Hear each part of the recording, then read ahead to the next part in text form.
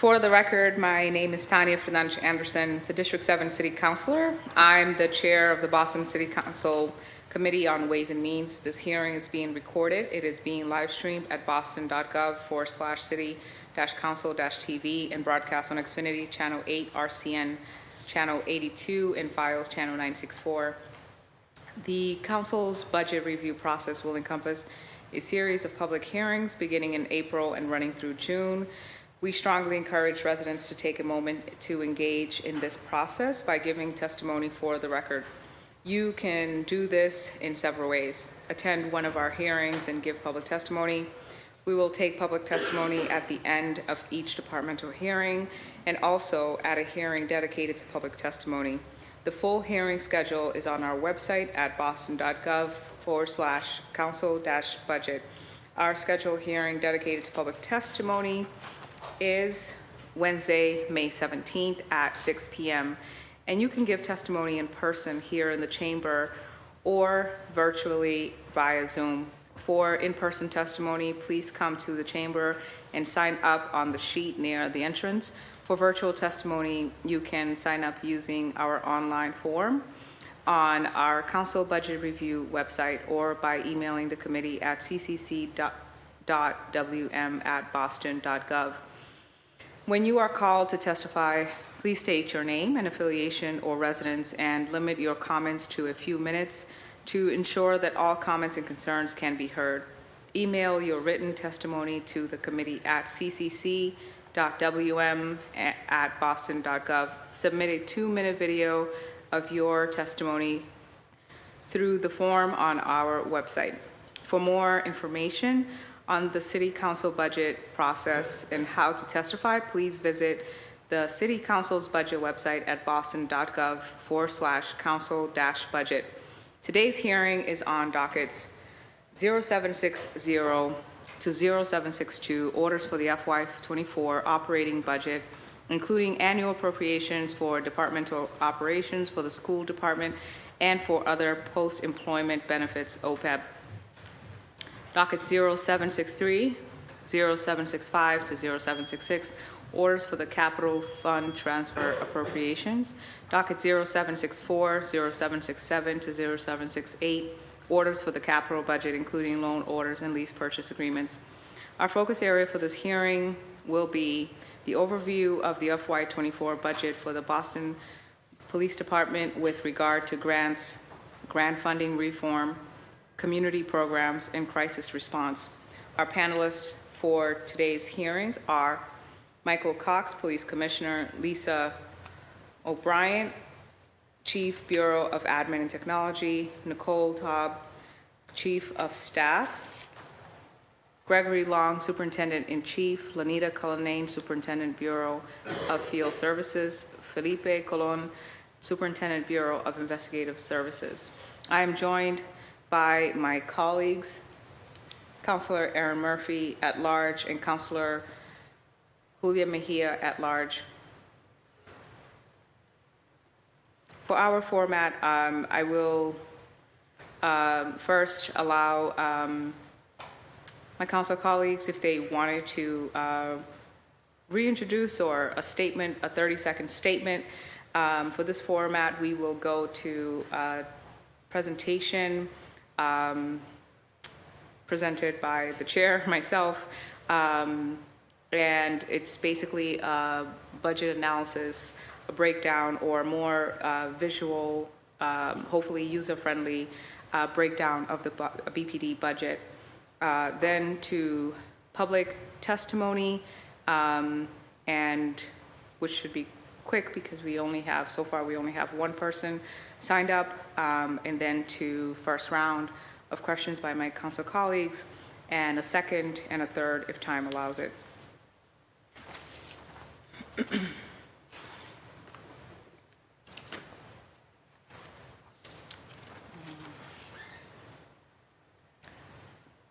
I don't think that I can see that far, so I'm going to ask for a brief recess just to get some copies for everyone to be able to follow exactly what I'm going to be presenting.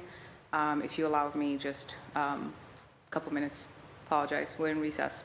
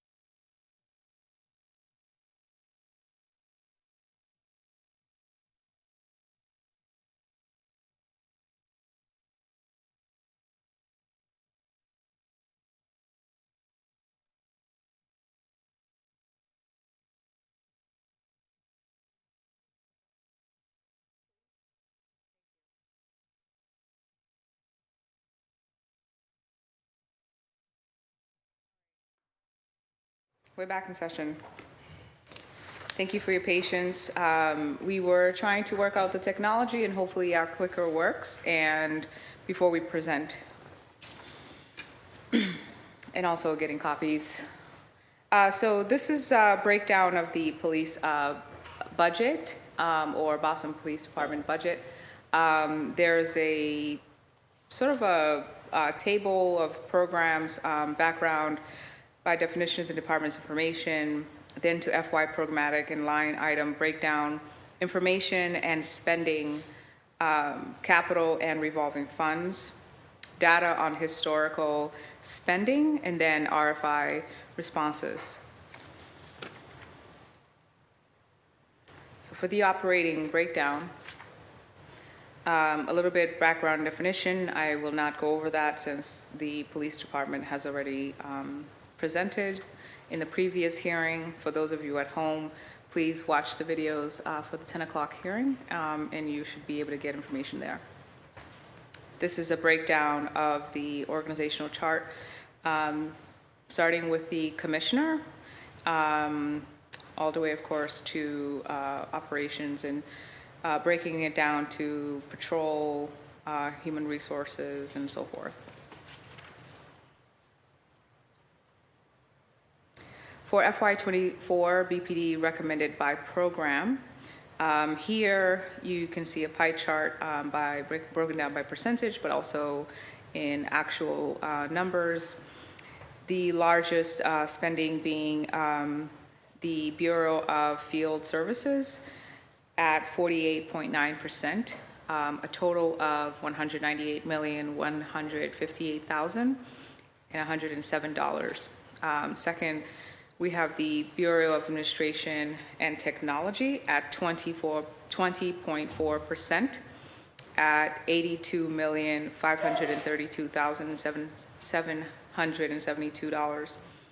Then down to Bureau of Investigative Services, 17.5% at $71,052,835. And then to the fourth largest spending is Bureau of Administration and Technology Operations at 5.3% of the total budget at $21,462,794. And then you can see, you can read the rest at Police Commissioner, Bureau, and that means, office, not just the Commissioner, Bureau of Professional Department, Bureau of Community Engagement, Bureau of Professional Standards, and then Bureau of Intelligence and Analysis.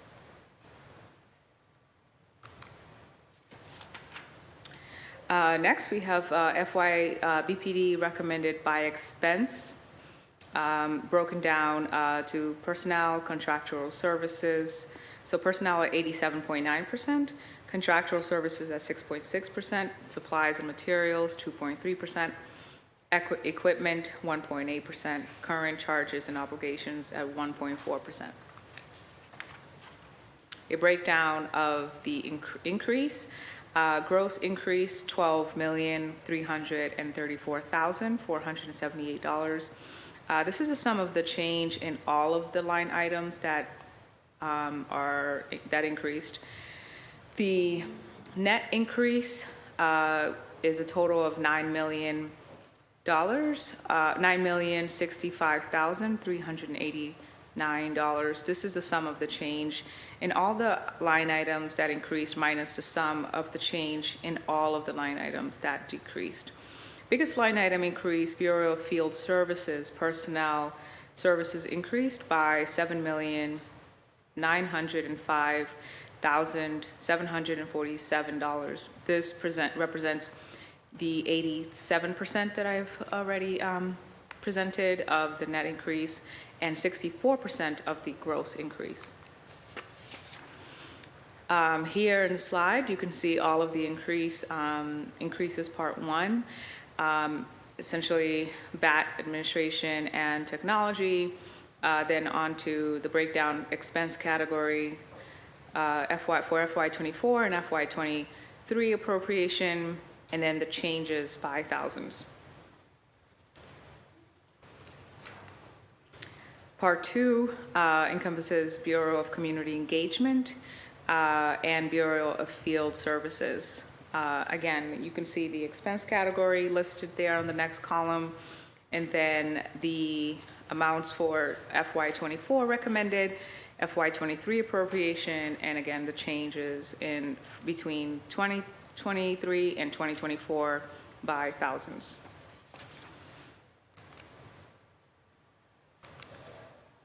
And then part 3, the Bureau of Investigative Services, Bureau of Professional Development, and Police Commissioner's Office.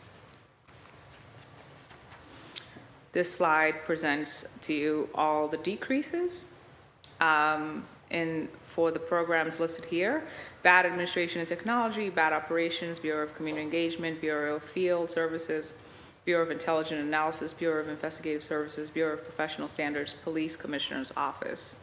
And you can see here that all the decreases again, the change being from FY23 to FY24 on the far right column.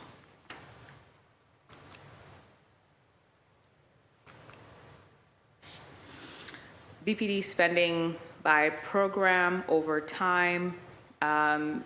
Illustrated here, you have the FY21 actual expense to FY22 in the red, FY23 in the yellow, FY24 green, and you can see them here by programs.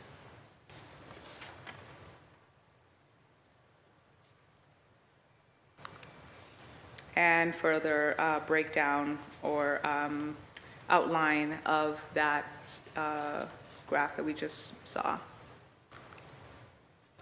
BPD change in dollars by program, and again, just a visual of the changes between 2021 all the way to 2024. Spending by expense over time, same comparison within the last 4 fiscal years. And again, the outline to that.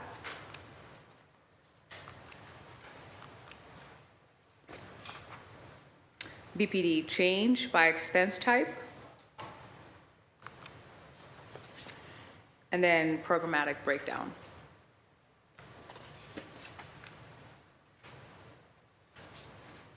The first one being Bureau of Field Services, FY24, and overtime. I think I'll stop there just to allow the administration for any comments or feedback, and then go straight into our round 1 of questions based on the slides that we have here. And I think if you have no comments, I'll just keep going, and then we'll go into our conversation about programs. No? Okay. Bureau of Field Services, FY24 recommended by expense type. Here, with the largest amount in personnel, 98.4, contractual supplies and materials, 1.3%, contractual services, 0.1%. Bureau of Field Services spending over time.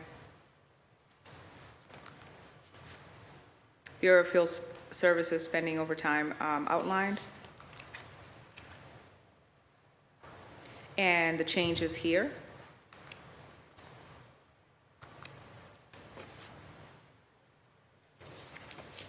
And next, the following is Bureau of Administration and Technology.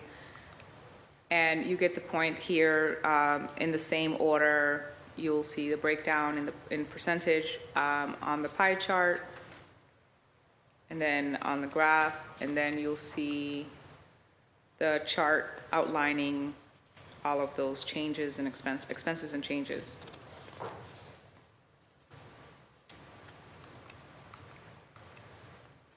I think we get the point here, and then Bureau of Investigative Services, and the remaining of the departments will give you the rest of them. I will pause here For those of you viewing at home, I can come back to the presentation after the first round of questions, and then I can continue to present just for those at home to have the information. All right. We have the one. The others? Okay. Yeah. As mentioned, for this round, we're going to take public testimony first, just to get folks out of the way. There's only one person waiting, possibly in Spanish. We weren't prepared for it, but I'll interpret for you.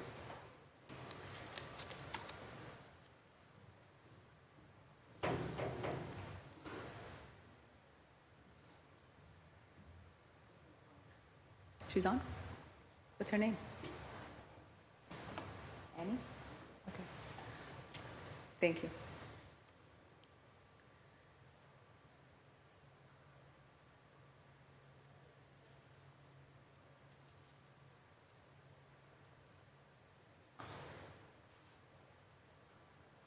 Hello. Hello, Annie. Hola, hola, Hola. hola. Te voy Mucho te voy a preguntar que si puedes representar su nombre, anunciar su nombre y de dónde eres o qué representas, y si puede hablar en lento, por favor, para yo traducir. ¿Está bien? Sí, Gracias. claro que sí. Solo me gustaría agregar que también está Marina Maldonado ahí conectada, y está Jackie. Jackie está trabajando, pero puedo comentar un poco los casos que ella me ha dicho. Mi nombre es Enilda. Si ellos Lobo. quieren, un momento, si ellos quieren hablar, tiene que hacerlo separados. Entonces, después que hablas, puede dejarla que se habla también, ¿ok? Claro que sí. Okay. Marina Maldonado está ahí, se la pueden llamar después a ella entonces. Está bien. Pero mi nombre es Enilda Lobo, gracias por la oportunidad. Lamentablemente nos dimos cuenta hasta hoy que tenían este hearing, que es muy importante para nosotros.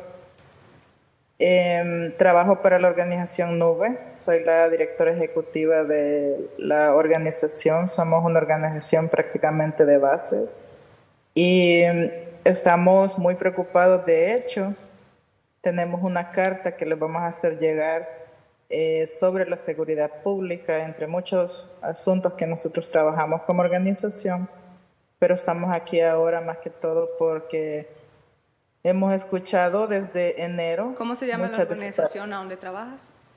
Nube, Neighbors United for a Better East Boston. Neighbors United. For a Better East Boston.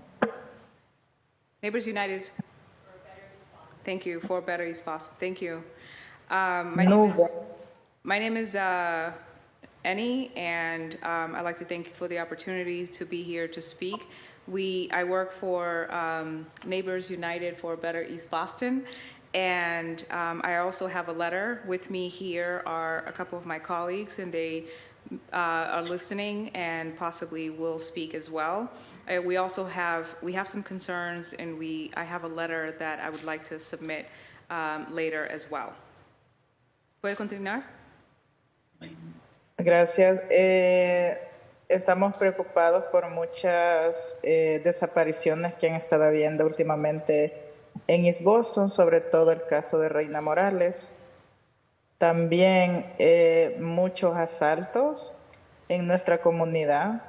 La carta que hemos escrito está basada en los casos reales que está sufriendo nuestra comunidad en general sobre los asaltos. Un momento. We are very worried as a community, in particularly about missing persons, but missing women in the case of Ms. Morales, as well as cases on physical assault. ¿Puede continuar? Y, por ejemplo, uno de los casos que hemos estado escuchando, que están abriendo mucho los carros, se están robando todas las pertenencias, están rayando los carros, y muchas veces hay denuncias a la policía, y la policía lo que dice es que muchas veces no hay cámaras. We're also, for example, cases like robberies and a lot of robberies, we will report it, usually report it to the police, but then the response is that there are no cameras.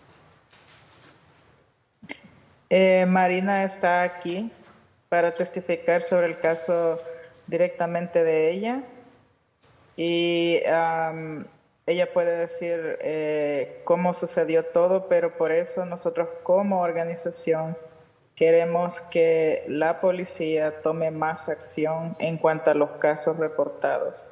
Gracias. Marina is also here, and she can speak specifically to her case, and she's also wants to speak specifically about how we as an organization would like to work with the police department to be able to resolve some of these cases.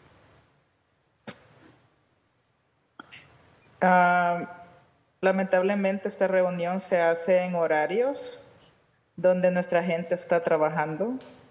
No se anuncia con anticipación para que mucha de nuestra gente pudiera participar y ustedes pudieran escuchar los casos directamente de ellas. Yo tengo muchos casos que nos han comentado la comunidad, pero que me voy a llevar casi todo el día comentándolos. Y me gustaría que ustedes los escucharan de la voz de ellos o de ellas o de ellas, no solamente de una organización. Permiso. Unfortunately, these hearings are being held in times where people are working without any proper notification. Folks are not able to actually attend and testify. It would be great if we could actually have a schedule when we could actually come in and testify to our cases during times that are convenient for their schedule.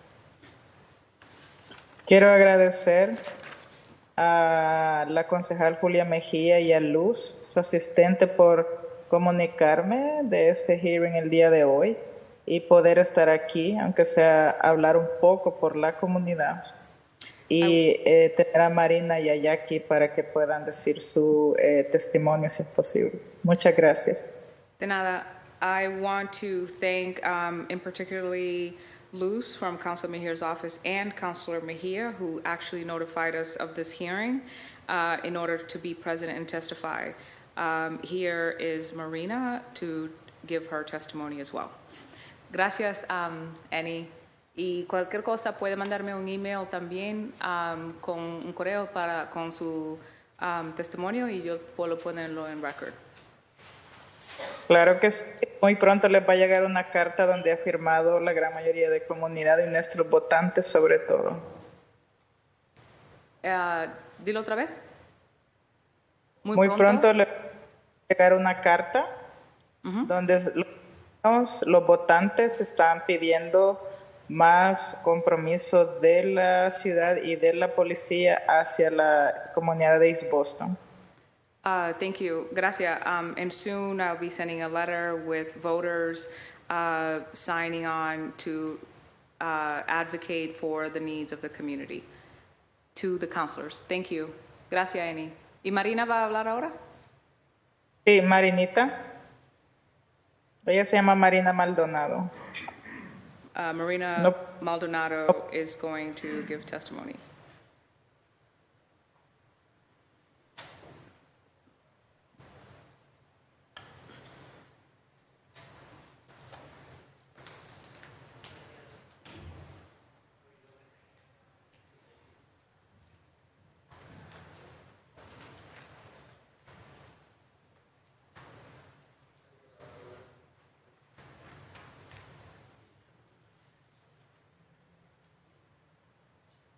¿Está escuchando? Marina, ¿me oye? Sí, yo lo escucho. ¿Me escucha? Si puede introducirla con su nombre, decirme su nombre y también de a dónde trabajas o afiliación y dirección si estás interesada. Mi nombre es Marina Maldonado y soy parte de la organización de Vida Urbana. Vida Urbana es una organización que lucha contra los desalojos. Y pues he estado aquí de lo mismo porque estoy preocupada de lo que está pasando alrededor donde nosotros vivimos. ¿Alrededor de qué? De donde vivimos y Boston. Ajá. Hace más o menos 5 meses, no tengo la fecha exacta, nosotros dejamos el carro parqueado en Marina, que tengo dificultad de oírte. ¿Puede Hoy hablar sí me un poco escuchan. más claro? Permítame, tome un segundo.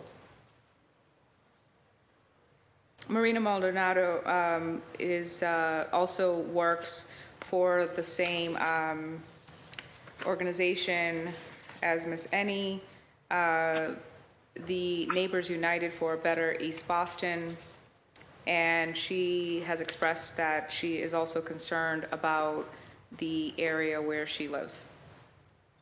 ¿Puede Hoy sí me continuar? escucha bien. Sí, te escucho. Ok, entonces dejamos el carro parqueado entre la East Eagle y la Trento. Es un triángulo que está como a media cuadra donde hoy actualmente está el edificio nuevo de la policía. Nosotros vivimos en la East Eagle y nos robaron el catalítico del carro. Nosotros llamamos la policía y todo. Incluso al costado estaba una cámara de un vecino y nosotros le dijimos a la policía si ellos nos podían hacer el favor de decirles si ellos tal vez habían captado algo. Entonces el policía dijo, no, eso es normal, dijo. Incluso a mi mamá le robaron también el catalítico, dijo, eso se está dando muy a menudo. Eso fue la solución, pero ahí él hizo el reporte y todo, y hasta el día de hoy nosotros nunca supimos más nada ni nada. Un momento. ¿Y qué fue la respuesta de la policía? El policía dijo que a la mamá de él le habían robado también al carro el catalítico, entonces Un momento, gracias. estaba Un momento. Ms. Marina is explaining that where she lives in East Boston, and she gave specifics in between streets, and said that she has, there have been many cases of license plates being stolen, and as well as her mom gave the same report because her license plates were also stolen. ¿Y después? Y hace unas 5 semanas en la 354 de la Chelsea Street, a mi cuñado le dieron al carro de él estaba parqueado como a las 2 de la mañana, 3 balazos. Y le tocó el timbre de la policía, pero hasta el día de hoy igual, o sea, no les han dado un resultado específico, qué fue lo que pasó, nada, o sea, solo nada más le mandaron el reporte, que lo fuera a traer y pues que están en investigación, pero o sea, uno quiere una respuesta, no que le estén diciendo, no, estamos investigando, pero esa investigación nunca llega. Un momento. She said 5 weeks later that the police knocked on their door around 10 in the morning and basically updated them that they continued to investigate. And of course, she then responded, yeah, but we want more than just, continue to investigate, some sort of like real, actual investigation or result. Continúa. Sí, y nada más eso, y sobre todo que la policía, no sé, desarrollar más estratégicamente sobre la seguridad, no sé, tienen que buscar algo otros medios, no sé. ¿Tiene que buscar qué? Estratégicamente, no sé, algo otros medios, cómo mantener más la seguridad o cuando estos casos, investigar bien qué está pasando. She's suggesting that there has to be better strategy for investigation.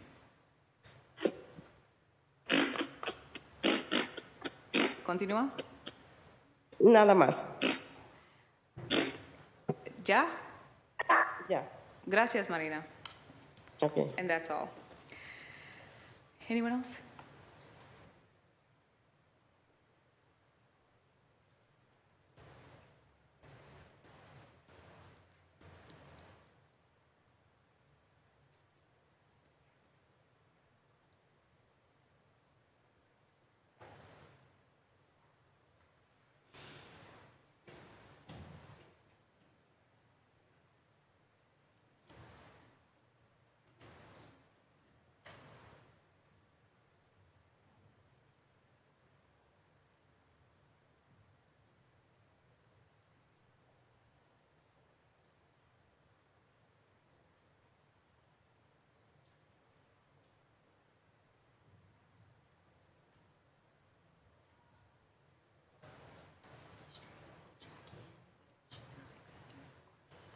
Oh, that's okay. Then let's move on. Thank you. All right, there's one other person on virtual, on the list for virtual testimony, but she's, I guess, not available at this time, so we'll just move on to our round one of questions. In the order of arrival, Councilor Murphy, you have the floor. Thank you, Chair. Thank you for still being here with us. I want to say in between, actually, all three of us, we left here and went to Charlestown. Danny Ryan does his annual burger flipping for the seniors, and it just reminded me when the cadets pulled up Star and Gabby in their ice cream truck. But they never stay in the truck, and they got right out, and they know the seniors, and it was just an example of community policing working well. And that big crowd of seniors many are familiar to me because they also do the weekly Walk the Beat, and there's all these great programs that I know our police officers across the neighborhoods, some might have different activities with our seniors, but they just do a great job. And Chrissy Vrabel is, an example, and Kerry Ryan of our civilians. So I'm just thinking, do we need more civilian? Are there any departments as a community, Bureau of Community Engagement or others where we wish we had more civilian openings? I know we talk a lot about the staffing needs for our police officers, but also our civilians. And it ties in, as we know, I know the budget's a little different with that Shannon grant, but with our social workers, they're civilians also, right? So do you feel a need to increase anywhere there? And so, we're trying to address some of the shortfalls, which we try to do with the partnership with Youth Connect around that. And so that's one way in which we're trying to address that. There's always opportunities for more, but the reality is we're trying to be, fiscally responsible.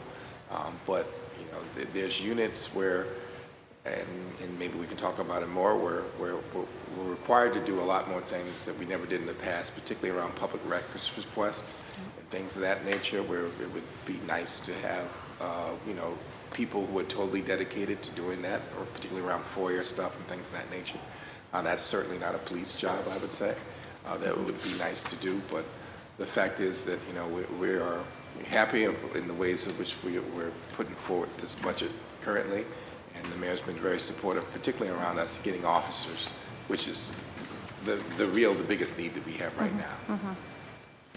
No, thank you. I don't have any other questions, Chair. Just thank you for being here. Thank you, Councilor Murphy. Councilor Mejia, you have the floor. I thought once we left, we were going to be put on a timeout for 20 minutes. Oh, that's quite all right. Councilor Flaherty, you have the floor. Oh, Councilor Coletta, you have the floor. Thank you, Chair. Thank you so much for being here. We had a great time in Charlestown just now with all the folks, so shout out to them, Chrissy Vrabel and everybody. I don't want to name anybody because then I'll get in trouble. So we were talking about in the slides that our lovely staff member has put together the actuals and spending for overtime, and apologies, I had to leave to go to that event, and so I don't know if you've already covered this, but do we have projections so far for the actual spending for overtime this year?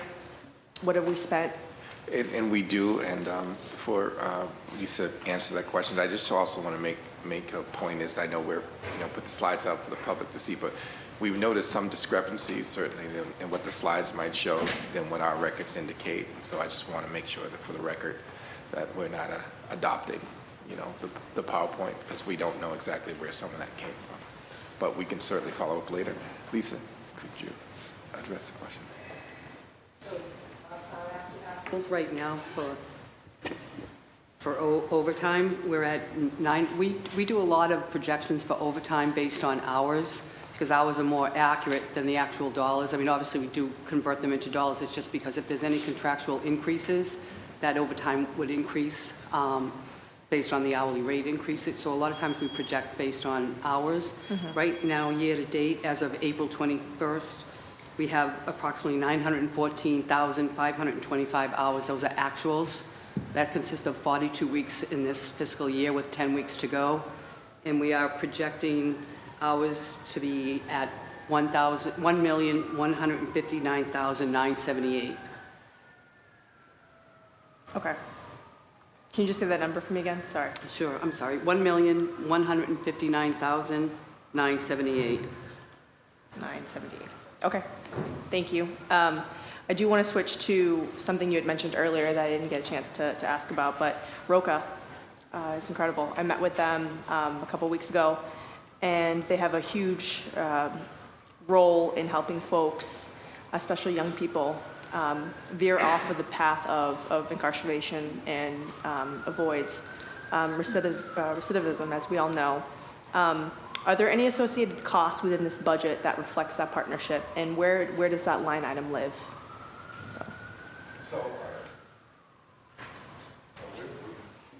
We do make reference to the ROCA program regarding our officers and in-service training, but I don't think we reflect working with ROCA. Do we have a costs contract associated. with them? Are they in contractual services, or? No, we don't. Okay. No. So, No, but they are a partner that we can make referrals to, that they come in and work with the sort of the youth and things of that nature. But as it stands now, there's no cost associated with it. okay, thank you. And then the increase in BAT operations, there was an increase of $800,000. What is that going to be spent on? BAT operations consist of the departments, if I can just quickly, who rolls into BAT operations. Those are our facilities, our vehicle, our fleet, our telecommunications, and our electrical maintenance for the buildings and for all the buildings that roll under the Boston Police Department. The increase, there's a $250,000 increase there for technology and infrastructure, and the majority of the increase that we're seeing under that operations is the increase in auto energy supplies, which is reflected under the fleet budget. Okay. Along with, we did increase some of the auto repair service contracts, because where we're seeing increases as a result of inflation, we bumped up all our contracts because we are seeing significant increase as a result of what everybody else is seeing as a consumer today. Okay. Thank you. That was it for my questioning, Mr. Minister. Council Flaherty, you have the floor. It was brought to my attention, the mission critical audit that was done in 2018, where we spent, I think it was about $80,000 on best practices. So can someone just talk about why we haven't implemented those best practices with respect to the mission critical audit for operations and personnel? It predates you, obviously, Commissioner, and might even predate the chief, but so there was an audit done in 2019. It's called Mission Critical Audit. It worked around operations and best practices and try to around retention and keeping personnel and career paths and ladders and stuff. It seems that we spent money on it, but we haven't implemented it. So, any of that ringing a bell? Yes, we had the mission critical audit. One thing that we did implement is the recommendation of the reclassification of the positions in operations, which we did through a settlement with SEIU in August of 2022. So the positions of call taker, police dispatcher, tape librarian, and I believe trainers were all reclassified, and their salaries were adjusted accordingly. There's also recommendations for career paths under mission critical, like for progressive, to retain staff so that they have a career path. However, some of that is going to be tied into, collective bargaining agreement, since there is sworn and civilian up there. So, they recommended, more civilian supervisors. Right now, they're sworn. That's all would be tied to collective bargaining agreement. They did mention, some Q&A analysis to be done, and currently we are looking at an outside company to do some Q&A analysis to improve operations, 911 operations. Great. And it dovetails with the first half of the hearing, where I talked about we have sort of a hiring and a retention issue, and I think if we can maybe dive back into those 2019, the mission critical audit, and again get some personal involvement from the commissioner and the chief to see if we can kind of bridge some of those issues down to the operations. I appreciate that. I'm personally involved in everything in the Okay. police department, in the sense that we've committed a great deal of resources just recently with that contract to make sure that they are more than compensated, and respected for the work that they do. But the issue is we need to get people into operations, just like we need to get people into the rest of the police department. Right. And that, the conditions there are similar to a lot of other places within the police department, and it really has to do with us being able to attract people to these jobs. Okay. So, And then on the training, technology, and the equipment side, we see a lot of grants come through my committee here in public safety for the crime lab superintendent and DNA and the BRIC and the drug lab.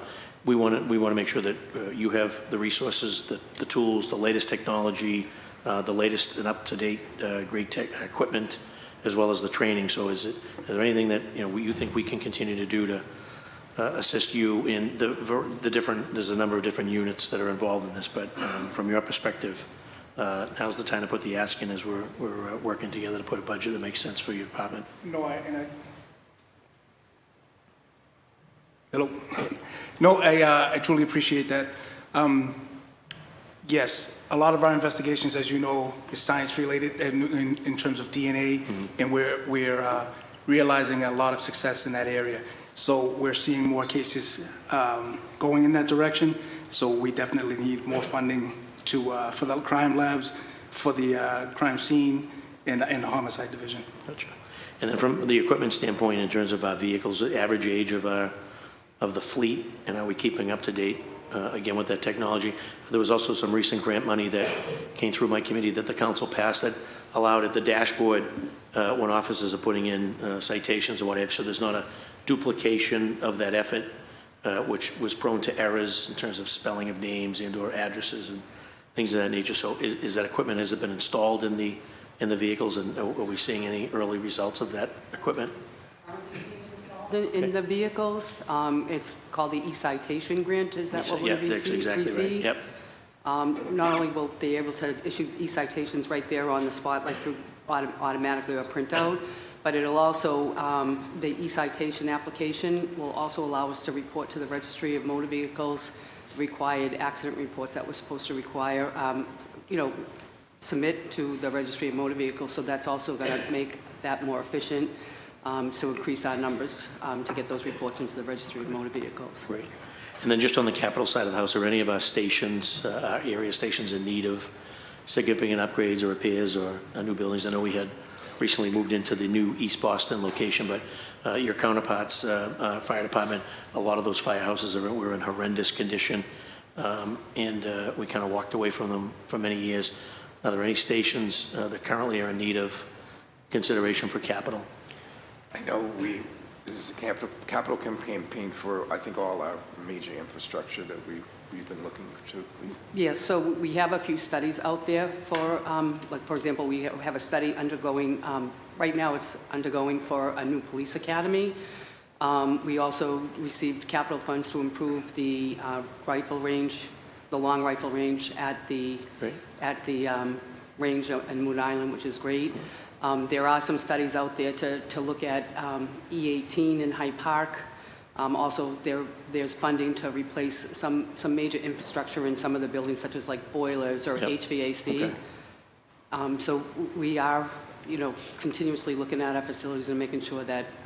I also want to point out that we're undergoing a major renovation headquarters in our own building, as far as replacing the roof and upgrading the elevators, which were, obviously over 20 years old. So that's a huge improvement right now. That's great. Going on. And then just shifting briefly, this council, working with the mayor, passed, and we also sent it to Beacon Hill in the past, allowing us to allow retirees to do police details. So we've got trained and experienced officers that still fit into their uniforms, that have the ability to do a detail. So many details go unmanned every day in the city of Boston. For whatever reason, we haven't deployed that. Jurisdictions across the Commonwealth and beyond do it. We have the ability to do it. This council passed it. Our mayor signed it. It went up to Beacon Hill. It's on the books.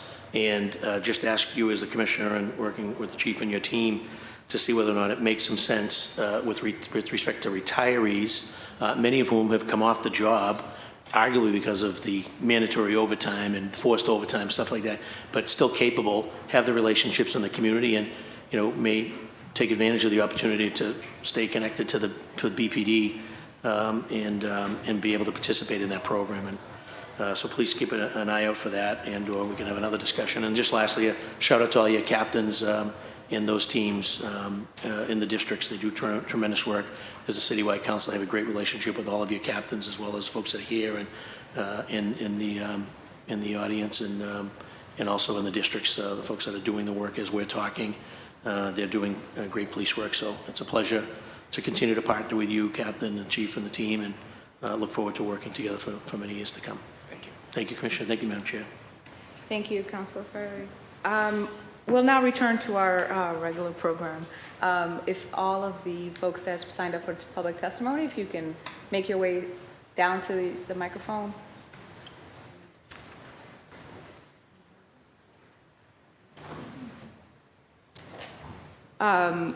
So we were, in this session, we were doing public testimony first and waited for more folks to come in, go to counselors.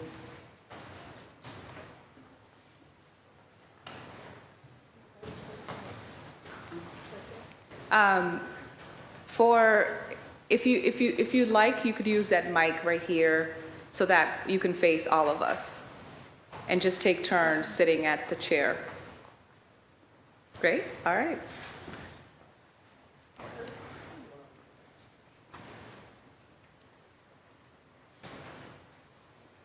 In the spirit of building relationships, let's all be one community and talk to each other. Have a seat. You can take that seat over there if you like. Yeah.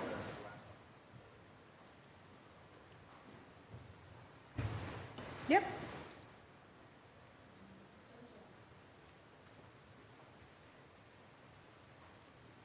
Who wants to go first on the list? I should just go by the list. Christian? Who's Christian? You are?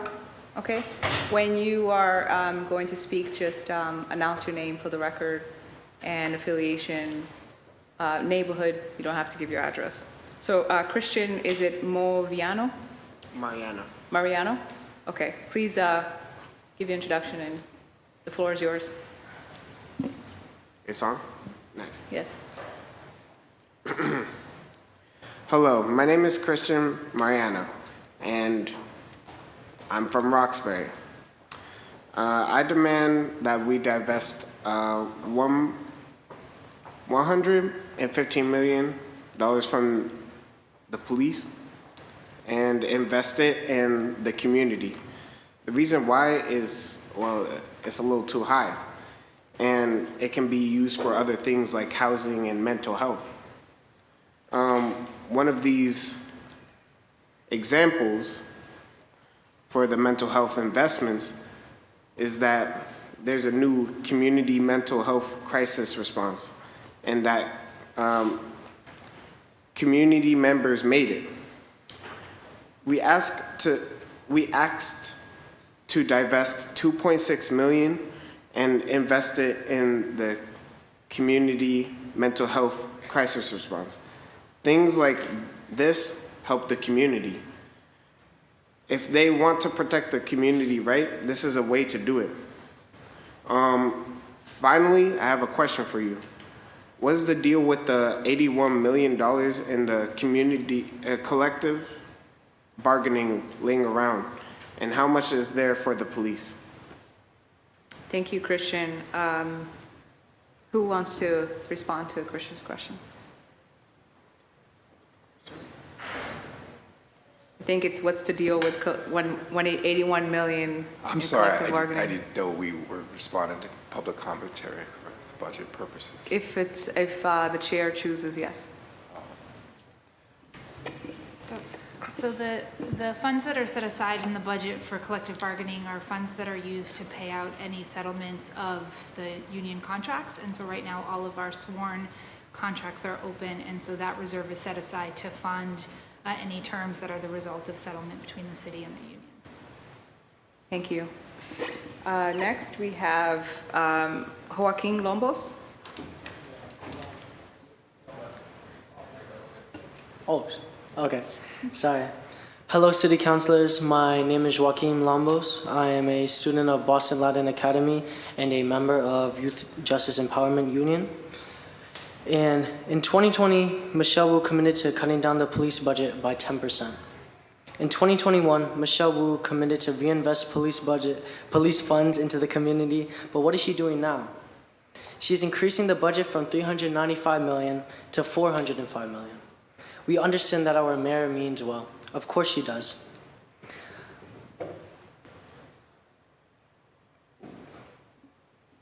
But we still need $6 million, but we could use this money to invest it into issues in our community. We still need $6 million to make youth jobs fully available year-round, as well as making the process of getting jobs easier for the youth. We want SuccessLink to hire more outreach workers for support. We would also like a community audit to find out why we are not reaching the number of jobs that the mayor is promising, and we would like to figure out how to fix that. Many youth have no idea how to apply for SuccessLink, let alone know how to get a work permit. I know kids my age that need to work to provide for their family, need to work to survive. Making $15 an hour is simply not enough, and is certainly not enough if you are not working year-round. The City Council needs to invest the police budget into community issues. I would like to ask the City Council, can we get a detailed breakdown of the 2022 to 2023 police budget? What was actually spent for each item, and what is the need for the $10 million increase? Thank you so much, Mr. Lombos. I've asked that question on the record. Oh, I apologize. Sorry. No. Great mind thinks alike, and so once I have it, I'm happy to send it your way. Thank you very much. Thank you. Carlis, can you pronounce your last name? Is it? Mañana. ¿Cómo? Mañana. Mañana. Oh, please introduce yourself and give your testimony. Hi, my name is Carlis. I am a Latinx female living in Roxbury, and I am here today representing Youth Justice and Power Union. The problem with the raise in the police budget is that policing is a systemic issue that is deeply rooted into the history of racism in the United States. Raising the police budget in Boston does not fix any systematic issues or fix any issues in our communities. Instead of relying on the traditional policing methods, which often rely on punitive approaches, we need to focus on reducing policing and investing in community-led alternatives. For example, the City of Boston and Boston Police should be funding social services such as education, mental health, and affordable housing programs. These help to address the underlying causes of crime and violence. Community-led initiatives such as restorative justice programs can provide more effective alternatives to traditional policing methods. While raising the police budgets may lead people to think we are stepping in the right direction, instead we need to be focusing on stopping policing and investing in community-led alternatives that prioritize public safety and well-being over punishment and control. Thank you so much, Carlis. George Lee, you have the floor. Hello, can you hear me? Yes. Good afternoon. Good afternoon. Thank you for holding this hearing and for your flexibility figuring out when public testimony is. And also, we're looking forward to coming next Wednesday night. We invite all the counselors to join us. There's public testimony next Wednesday from 6 to 9 at First Parish in Dorchester, where we're expecting a lot of groups to come out, and really appreciate the chance to have an evening hearing in the community. So thank you to the chair for your support with that. I'm going to be reading a testimony for Carmelo Howe, who is working on schoolwork right now to graduate, and then I'll share a testimony for myself. So for Carmelo, my name is Carmelo Howe, and I live in District 7. I demand that Mayor Wu and the city councilors divest $115 million from the $395 million Boston police budget instead of increasing it by $10 million. I also demand including a real cap on overtime spending. The Mayor Wu and the city councilors should invest in participatory budgeting, community mental health response, youth jobs, and affordable housing, and should freeze all hiring for the Boston police. No new cops, no new cadets. The city must decrease policing in the police budget because police only exist to keep the people down and harm our communities. As other folks have said, Mayor Michelle Wu committed to cutting the police budget by 10% down to $373 million in 2020. And in 2021, she committed to reinvesting police funds in the community and agreed in a youth forum that she would decrease the number of officers. But now she's actually increasing the budget from $395 million to $405 million, and there will be more police officers. This makes me feel angry because year after year, we've come demanding police cuts. And finally, after a shred of success the past 2 years, y'all are trying to take that away from us. The City Council and Mayor must also make sure the new police contract cuts the police budget instead of increasing it, especially when the contract might add costs to the police budget. It's unacceptable to increase the budget by $10 million. Once again, the City Council has the power to move money from the police budget to investments that actually help keep the community safe the second year after the new budget process has been in effect. I urge the City Council to cut $115 million from the police budget and move those funds into things that will actually help our community, like mental health crisis response and affordable housing. Thank you. So again, that's from Carmelo Howe. So my name is George Lee. I'm an organizer with Youth Justice and Power Union. And as you saw from the presentation earlier, there's $12.3 million of gross increases to the Boston Police Department before subtracting some of the decreases. That includes $3.5 million going to contracts, equipment, and supplies. Also, last year, the City Council unanimously voted to cut overtime from the police budget before that got vetoed by the mayor, and to cut $3.1 million from contracts, equipment, and supplies, including 8 people who voted to try to override the vetoes, including some of the councilors here, Councilor Mejia, Arroyo, Fernandez-Anderson, and Coletta. So we're asking you to use your leadership again to make sure that we can move some of those police funds into other needs. There's also $7.9 million increase in personnel for the Bureau of Field Services, about $500,000 increases in personnel for Bureau of Professional Development, and there's still that $44 million overtime budget. So there's plenty of places to take funding from the police department, as well as to find other places in the budget where we could invest in things. I also think it's hypocritical that sometimes folks have said in this chamber that we shouldn't add money to youth jobs because sometimes young people get blamed as if young people aren't signing up for jobs, when the actual problem is that we need to fix SuccessLink, figure out how to add resources so SuccessLink signs more organizations up to provide jobs and reaches out to young people. And so when we might fall short of the youth jobs numbers, we can still figure out how to use the money. So the mayor just extended year-round jobs by a few weeks. She added more year-round jobs because we fell short on the summer jobs. The money will go to young people. As opposed to the police budget, this is where I find it's hypocritical. In FY22, $315.7 million was budgeted for permanent employees, but only $307.9 million was spent, which means the budget was over budget by $7.7 million for permanent employees. There's no reason, if it's over budget, just cut the budget to actually make it reflect reality.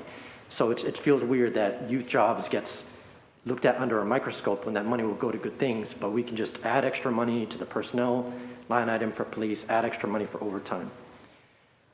The other reason the City Council should move money from overtime is because the new contract is supposed to cut overtime. So why would we put in the same $44 million amount expecting it to be the same? While we're waiting for the new contract to pass, the overtime budget should be cut. So again, money should be moved to participatory budgeting, at least $40 million, so that community members, especially Black and brown folks who've been hurt by police, can really choose and vote on what would help their communities. $2.6 million for mental health crisis response, $6 million to expand youth jobs to be full year round, not just this half November through April jobs, and so that people can get paid $15, $16, and $17 an hour. Councilor Louis Jen was asking the other day about how to make sure young people could get paid competitively compared to some other jobs out there, and to affordable housing at AMIs that people can actually afford. Some questions to the BPD and budget staff, which the chair may have already asked, but if there's any questions that feel that makes sense to answer now. One is to understand what was actually spent on the permanent employees line item this year. Is it over budget again? Number two, why do we need that $10 million increase? And again, especially if the contract might increase the budget, why are we adding $10 million and adding money through the police contract that's being negotiated?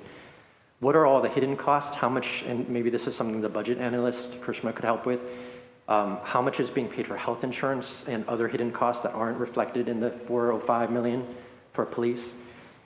Can we get a more detailed breakdown of what's happening with overtime? There's these things, these overtime banks that different districts and special units have, where they have a certain number of hours they give out.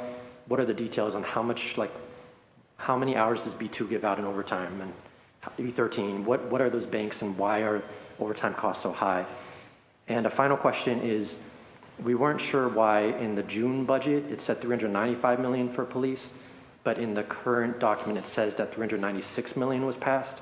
So just trying to clarify if there was a supplemental budget this year that we missed that added $1 million, or just what that $1 million difference is for. Thank you very much. Thank you, Mr. Lee. Would you be okay with those questions being answered in writing? Sure, thank you. Thank you. We've taken notes, and we'll submit the answers from the department. Okay, thank you. All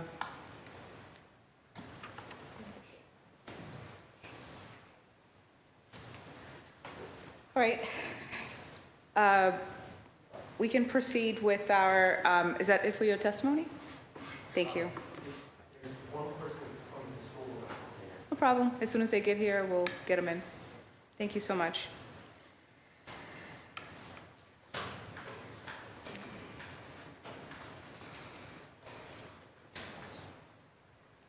Councilman Mahir, you're ready to go for next?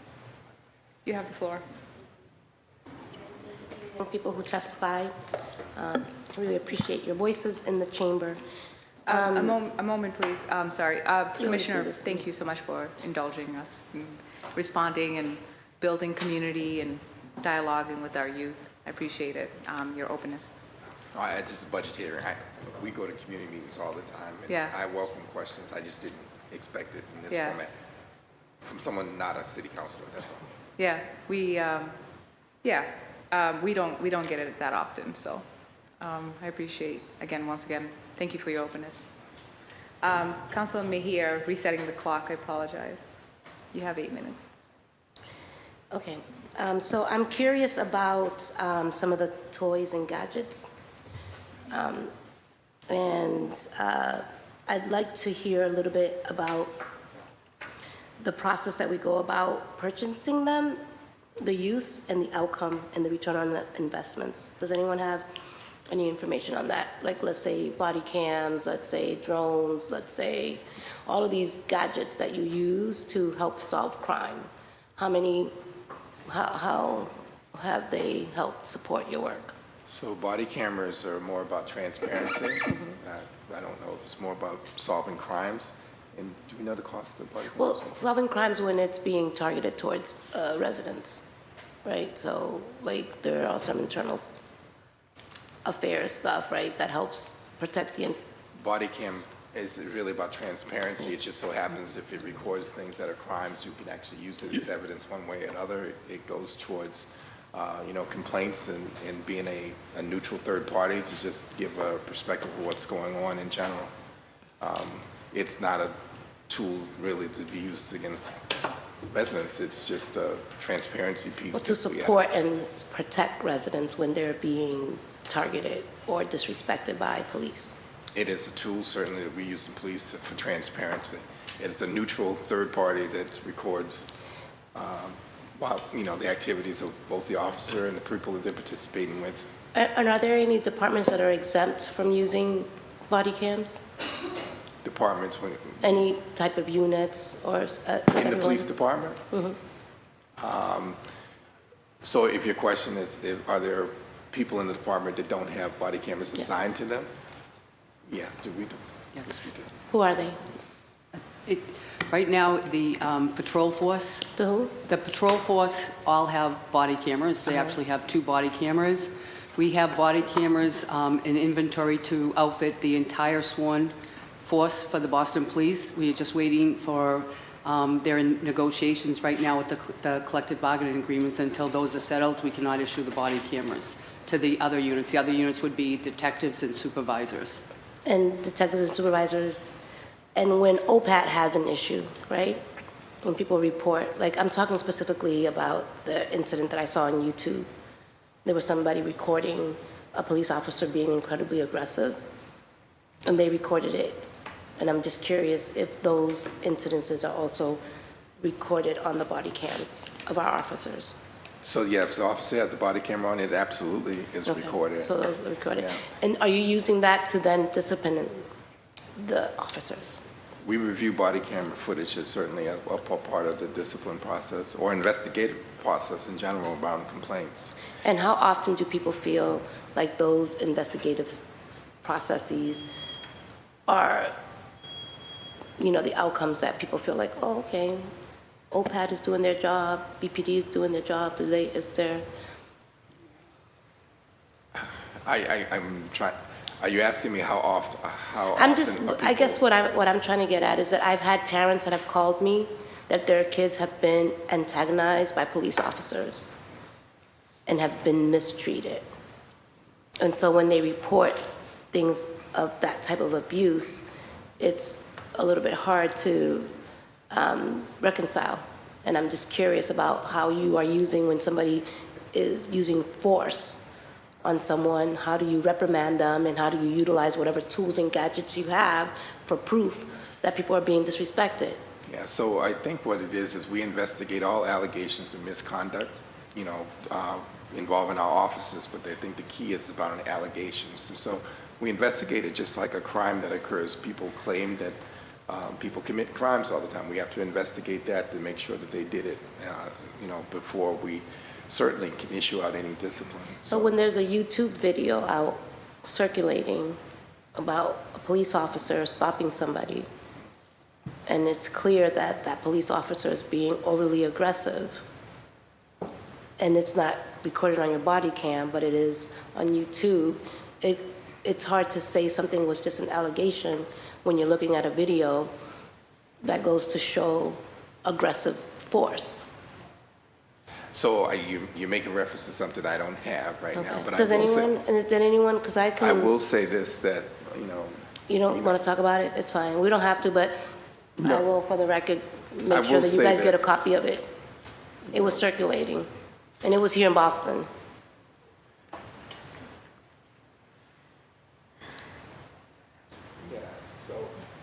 Again, we investigate all allegations of misconduct, and if there's body camera footage that covers it, and we have more information than a snippet of information that maybe we put out on social media that maybe doesn't reflect the entire incident, you know, we would investigate it and act accordingly based on what we find on all the evidence that we have, including witness statements and things of that nature. Yeah, no, I appreciate that. And I think the point that I'm trying to make here, and it goes back to the point that I made earlier this morning about trust, right? The public, there is a level of mistrust when it comes to how we interact with our police officers. It is, and maybe it's a YouTube video and people take it out of context, but the fact of the matter is there is a level of mistrust. And I think what I find to be alarming is that the amount of money that you are investing in professional development and community engagement, you're spending more money on, you know, BRIC and other departments than you are in things that are going to help improve the culture and climate. And I don't understand in terms of like where's that disconnect? So one of the questions you asked is how much was the body camera, and we spent $3.7 million. And you spend how much on community engagement? 4. So certainly within the Bureau, but community And 3 engagement. in professional standards? Excuse me? And $3 million in professional standards? I will say this, there's certainly a Bureau of Community Engagement, but we are trying to be a police department where every officer engages where they are within the police department, regardless of their assignment. But your technology and operations is 21 million? Technology, is that 911? According to Karishma's breakdown, you are investing $21,462,794 million in technology, but spending a little over $4 million for community engagement. That's not, so. Am I, do I have the wrong? Do you have BAT operations? I have the one that Karishma, the FY24 BPD recommended by program. Commissioner, this is I right? can explain that. Yeah, I'm using what So, our budget, our So- backup lady put together, not what y'all put together. I'm using what somebody else created for me. So BAT operations consists of facilities, fleet, telecommunications,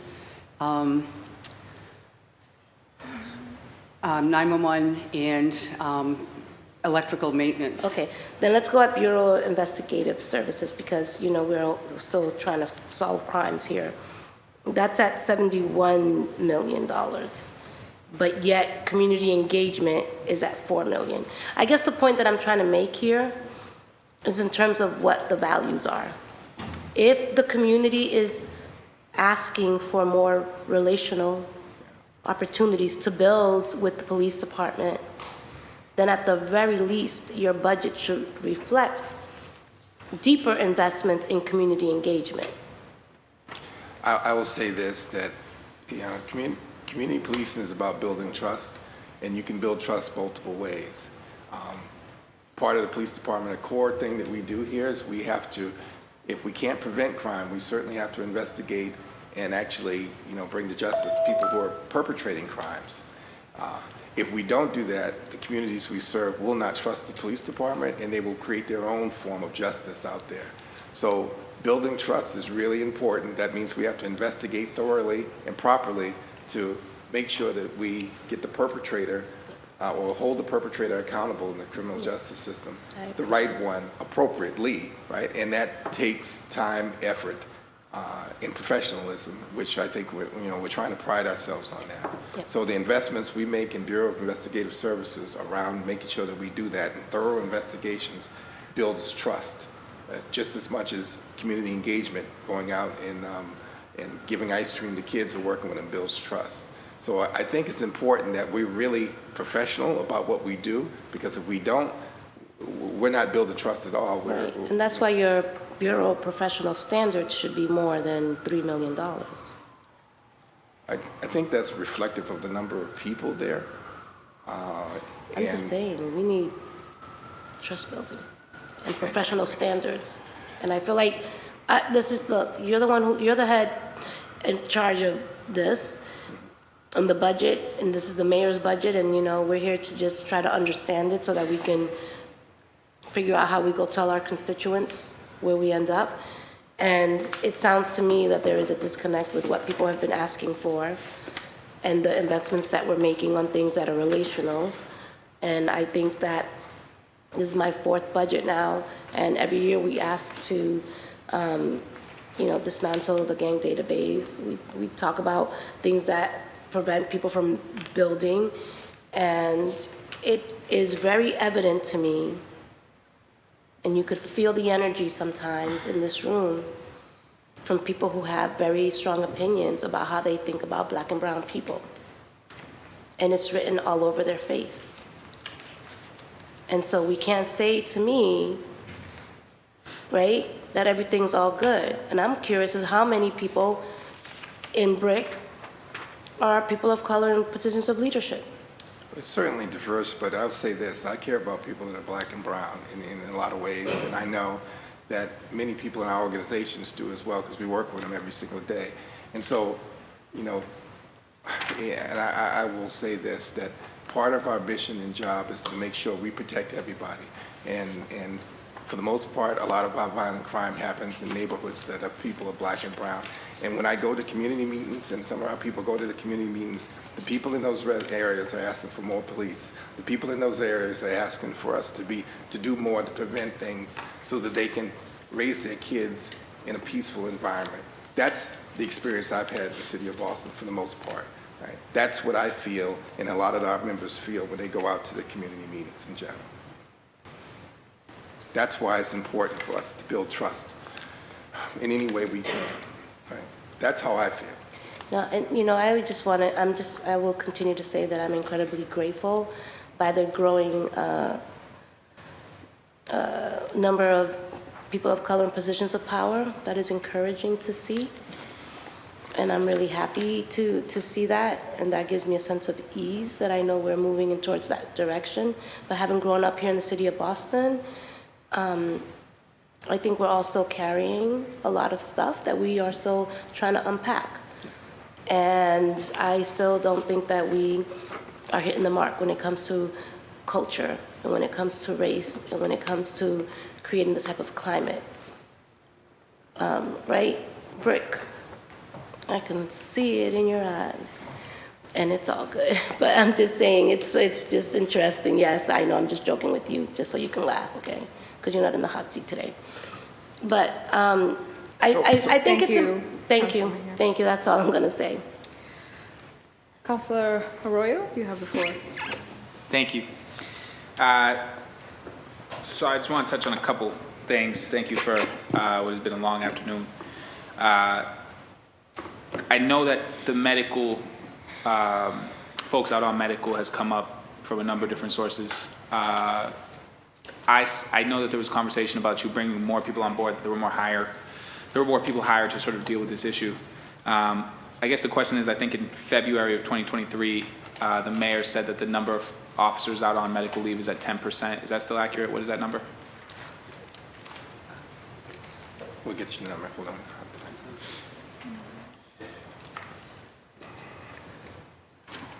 I'm showing roughly 9.2%. Okay, and I guess so pretty close. Yeah, so it's there about, but it's gone down a little bit.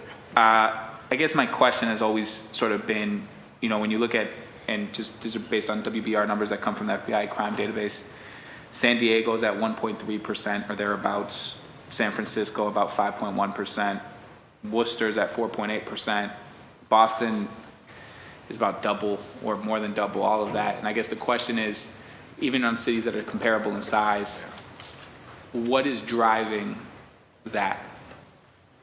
So, and I don't have those stats in front of you, but if you know, certainly I believe that you're probably accurate with that. So that's part of our job, is to look into to see, you know, whether we need to make a conscious effort to make sure that we have a culture of safety in general, so people don't, you know, slip and fall, that they don't get hurt while they're hurt, and I mean while they're working in general. You know, we do need to evaluate that.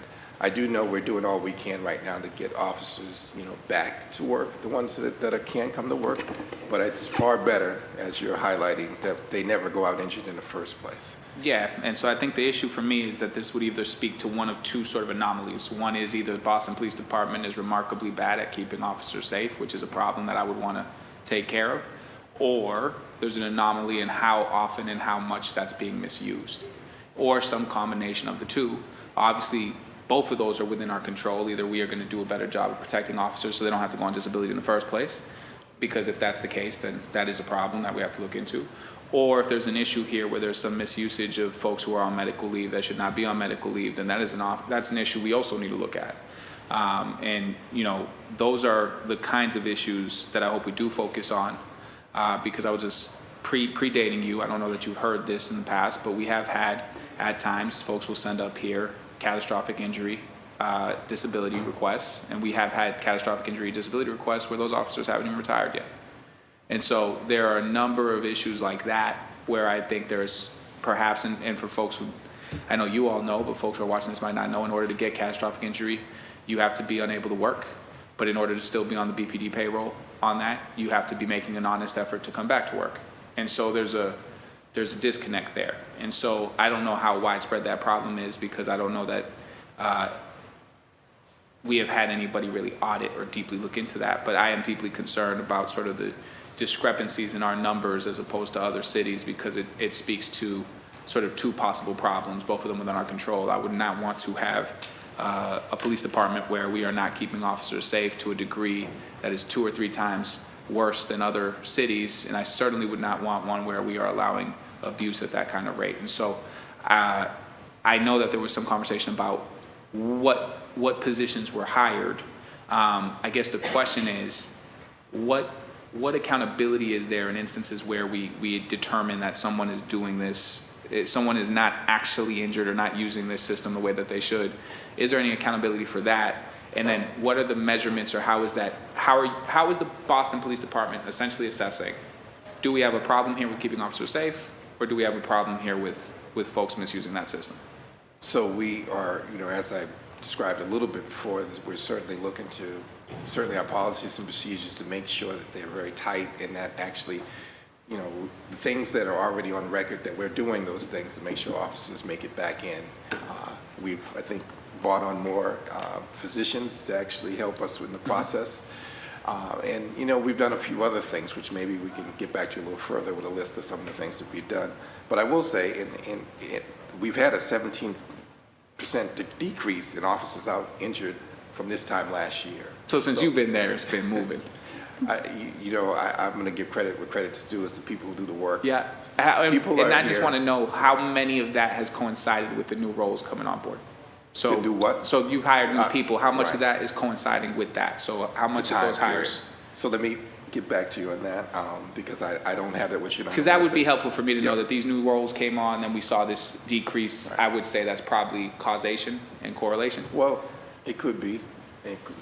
Small sample causation. size. But the fact is there's an emphasis in us intentionally trying to make sure that we're doing that across the board around that and making sure people understand the rules.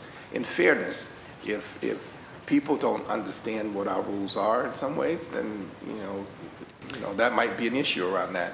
I agree. Particularly if we didn't have physicians and things of that nature working on it full time to get to people and things of that nature. But we're making a full commitment to make sure our medical unit is doing all that they can to help make sure that officers get back as soon as possible, because I think that's best for everyone.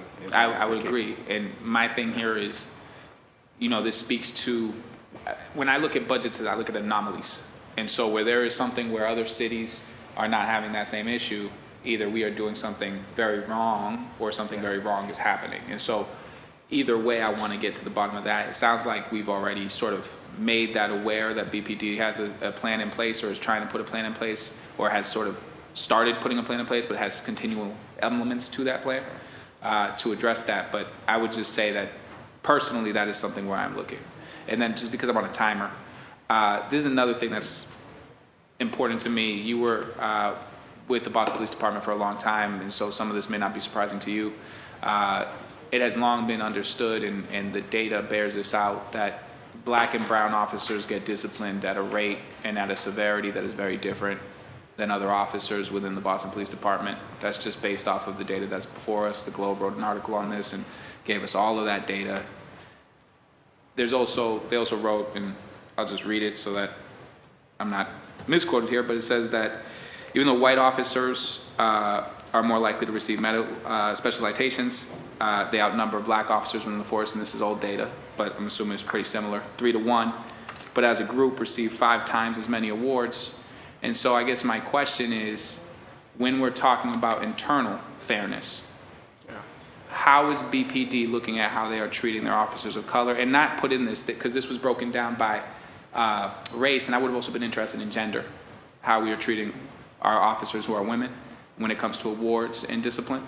But what controls have been put in place to make sure that there's an even-handed sense of fairness and equal justice for officers on the force when it comes to these kinds of issues?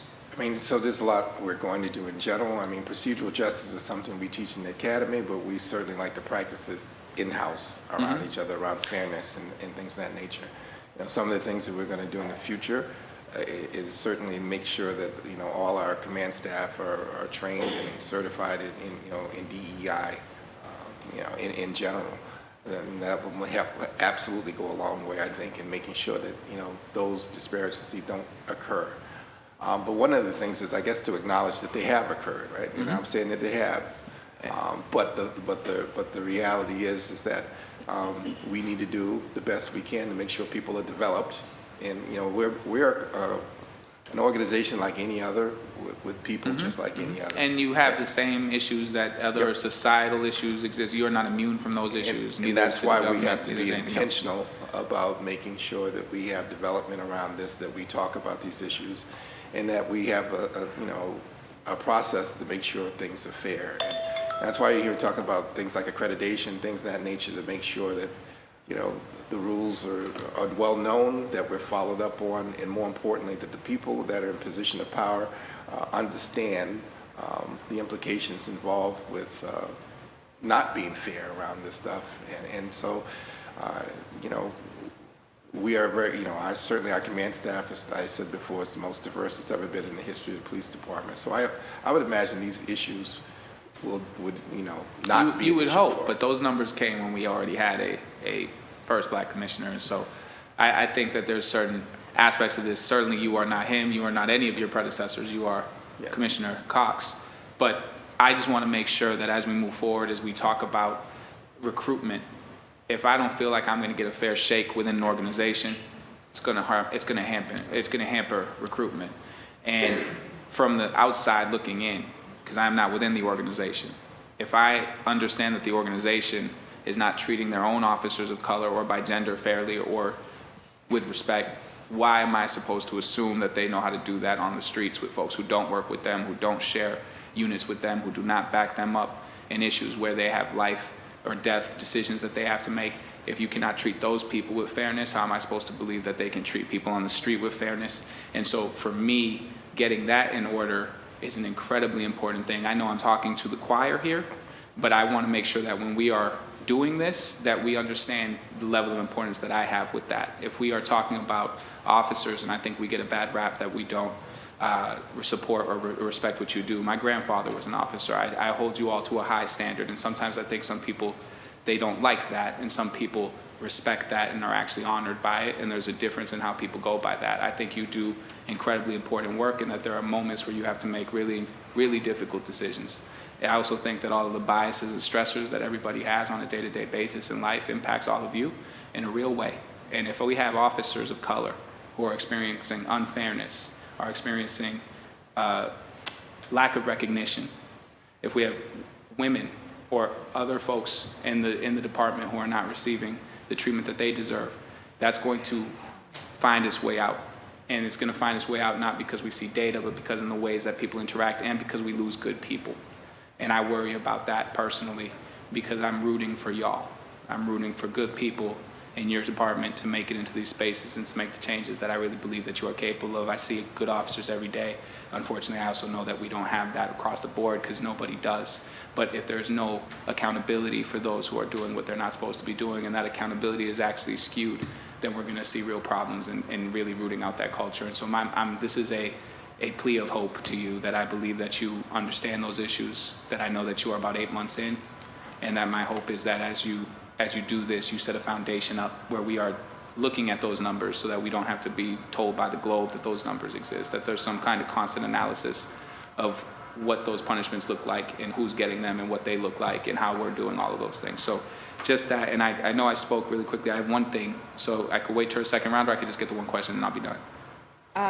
If I may, Councilor Arroyo, at this time, the floor is free for just lighting up your mics and asking questions. I only have one more thing. Yeah, no, you can take as much time as you like, but I like to go to my colleagues and That's fine. I can jump come third. You're Madam Chair. You're in charge, so you can go that way. You go this way. I'm fine. Okay. I just have one more thing. So a question at a time, and we're bouncing. Council Flaherty, question for you. Yeah, thank you, Madam Chair. Just want to sort of maybe pick up on my colleagues' comments around having a defined start and a defined finish during sort of the medical leave, injured on the job, and then even those that are looking to retire, and trying to find a way to sort of, I guess, if possible, accelerate that. I think hope may be on the way, keeping our fingers crossed that we may finally get chiropractic services on the formulary for municipal employees, which I think will go a long way for the men and women of your department, as well as other departments across the city. So keep our fingers crossed that that will come to fruition. That's a quick and easy way to get folks back to work with an adjustment, as opposed to going to a primary care only to be sent to a specialist to go see Dr. Summeroff to then get on to Flexerol and then to get on maybe opioids. And so it just starts this downward cycle when you can just go for chiropractic services. So I think that will go, will lend a hand, I think, in getting folks maybe back in a position to work. But those that are on the longer term injuries and trying to work with them to either get them in a position to come back to work, or if they're looking at a retirement and just trying to maybe expedite that. A lot of times we do get calls to help folks upstairs at the retirement board, and there may be some paperwork that hasn't been signed off on, or they have to go through some type of analysis or doctor exam. So just asking that we kind of move in that direction. And then secondarily, obviously, is because I'm boastful about our police department. I tell you all not to be shy with respect to when folks talk about defunding major cities across the city, our size or bigger, who have defunded, are now upside down. Crime, violence, guns, gangs, drugs, crime waves running through those neighborhoods, and they're now scrambling to refund and to staff up appropriately. We're seeing that across the country. We don't want to make those mistakes. Fortunately, we haven't. We've got great leadership here. We've got great partnerships here. As I mentioned in the onset, our community policing model is the best. We are the envy. There are lots of other departments and other opportunities, Centers for Youth and Families, Boston Public Health Commission, BPS, our libraries, our parks and recreations, summer jobs. We've got a lot of other opportunities. I often say that, you know, we're a resource-rich, we're an opportunity-rich city. We've got the best colleges and universities in the world. We've got the best hospitals and network of community health centers. There's not a problem we can't solve. We don't have to go in and start tinkering with programs and departments that are working and that are keeping our community safe. So I offer that as the Chair of Public Safety and as a member of the council and as the longest serving, that we shouldn't be so shy and bashful. We should be boastful because we do have a great department. We're not perfect. We also don't have a perfect city council. As evidence this week, we kind of took a slap from the federal court on a matter that we dealt with recently, but we're not perfect. We don't expect you to be perfect. We expect to work with you. Your success, your team's success means our city's successful, and that we, as your council partners, want to make sure that we ride that wave of success too. So make sure that we continue to put our best product out there, make sure that our people are trained. We've got the latest equipment and technology to deal with whatever issues come our way. But I want to make sure that, to be perfectly clear, there's a reason why Boston is not Seattle, Portland, San Francisco, Chicago. I'll go right down the list. All people that took a meat cleaver to their police department budgets and are all now scrambling to refund and to staff up and to bring officers back that had left the department because of either morale or they weren't being supported and funded. So we're not in that position because of your leadership and your team's leadership and this city's leadership. And I'm so grateful, obviously, and proud to be a true Bostonian, someone that's raising my family here in the city, in a relatively safe city our size or bigger. Do we have issues? Of course we do. But they're solvable, and we're going to work together to solve them. And I just want to say that, and I want to make sure that was on the record. Thank you, Commissioner, Chief, and team, and thank you, Madam Chair. Thank you, Councilor Flaherty. Councilor Mejia? Yes. I'm a true Bostonian too, you know. My daughter was born here, even though I wasn't. But I went through every Boston public school, so I'm a Bostonian too, Flaherty. I'm just joking with you. So I want to just start off by, I really do appreciate Councilor Arroyo's questions, because it was really getting at the heart of what I was talking about in terms of the discrepancies, right? And I'm not going to go into, like, everybody says they have a best friend that is a person of color or whatever. I have family that are part of the law enforcement family, and I have deep regard and respect for your work. And I have some good friends here that I value and that I see out in these streets every day, who stand up and show up for our community. So thank you for showing up. So I wanted to just go on the record and say that you are valued. And the reason why, at least the time that I've been on this council, why I've been pushing so hard around some of the discrepancies is because when it comes to Black and brown and women officers, there are a lot of discrepancies that we still have to fix. And I think that makes a lot of people feel uncomfortable. And I'm okay with that, because in order for us to get to where we need to be, we all have to be uncomfortable. And there has to be some investments that are going to be made in this budget cycle that is going to get at the heart and at the core of what we have been asking for. If we're about relationships, then maybe we need to invest more in relationship building, you know? And I don't think you should all experience it as we're taking away from you all. Because if we look at it like that, it's always going to be a deficit. It's really about the role that community plays in helping to support the work that you're doing. Because we're asking you to be police officers, guidance counselors, housing specialists. Like, you need to do your job. But on top of that, you're doing everybody else's job, right? So it's really about how do you share the wealth in a way that's going to look at what is right for the entire community. not just one department. And I think that that's probably where the tension is, and I think that's where the opportunity lies. And so if there was an opportunity to share the wealth, what would that look like for you?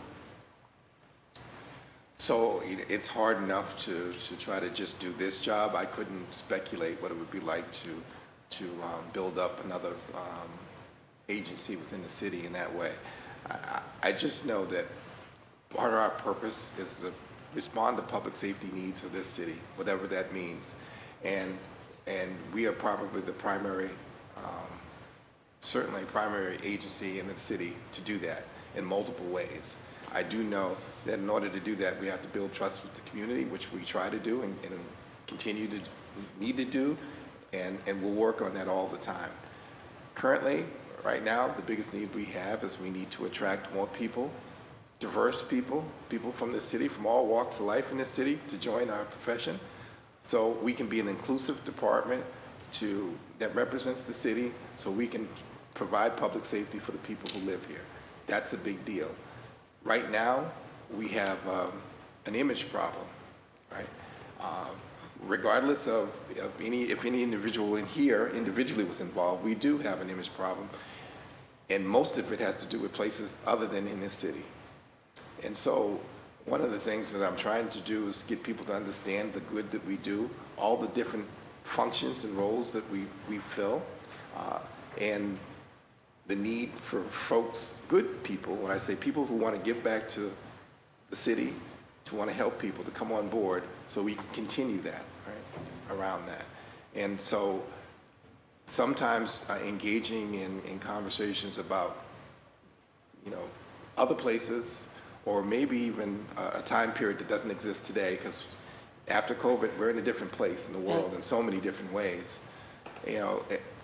It's not as productive around some of that stuff. And so I want our department to be as diverse as it can be, so it represents all the good in the world, so we can continue to provide public safety for the people that live here.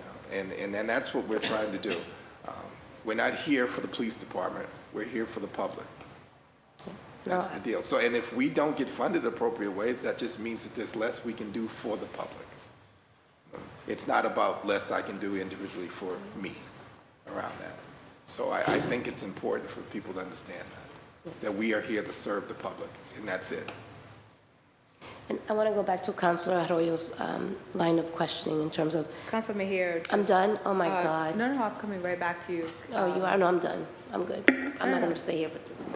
Well, there's another youth that wants to testify. I'm sure they want you to listen. Carmelo, if you can make your way down to the mic. I promise to prioritize our youth in this one hearing. All youth today, and we take second place today, that's all. And as they need to get home and get back to their homework, Carmelo, you could sit right here next to Councilor Mejia. We invite you to engage the department and give your testimony.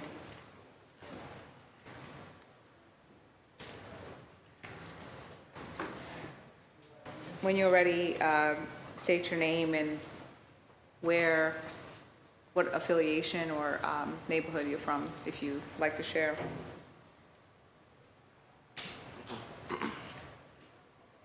My name is Carmelo Howe. I live in District 6. I'm not giving my own testimony right now. I'm reading the testimony for my brother. His name is Khalil. And it goes as follows. My name is Khalil Howe. I am part of the Youth Justice and Power Union. I live in District 7. I demand that Mayor Wu and the City Councilors divest $115 million from the $395 million police budget, not overtime, sorry, instead of increasing it by $10 million, including a real cap on overtime spending. Invest in participatory budgeting, community mental health response, youth jobs, and affordable housing, and freezing all hiring for the Boston Police. No new cops and no new cadets. The city must put the police budget into real community needs. We have created a community enforced by police instead of by care and development. Youth need to be prioritized, mental health needs to be prioritized. Moving toward a community that has enough access and support to denesthetize the police should be everyone's dreams. The City Council and Mayor must make sure that the new police contract also cuts the police budget instead of increasing it, especially when the contract might add costs to the police budget. It is unacceptable to increase the budget by $10 million. For the second year, the City Council has the power to move money from the police budget to investments that actually keep the community safe. I urge the City Council to cut $115 million from the police budget and move those funds to participatory budgeting, community and mental health response, youth jobs, and affordable housing. Thank you. And I'm personally sorry, allergies are messing me up this week. You did great, and we did hear your words from George earlier, so I thank you so much for being here and always being involved. Councilor Mejia, would you like to continue or come back to you after Councilor Ricardo? Do you have any Arroyo? more people? That's it? No, I just Testimony. wanted to thank you for your leadership. That's it. And thank Councilor Arroyo for his very thoughtful questions. I really think that that gets at the core, Commissioner, about what I struggle with in this role. I just don't see, well, I'm hopeful.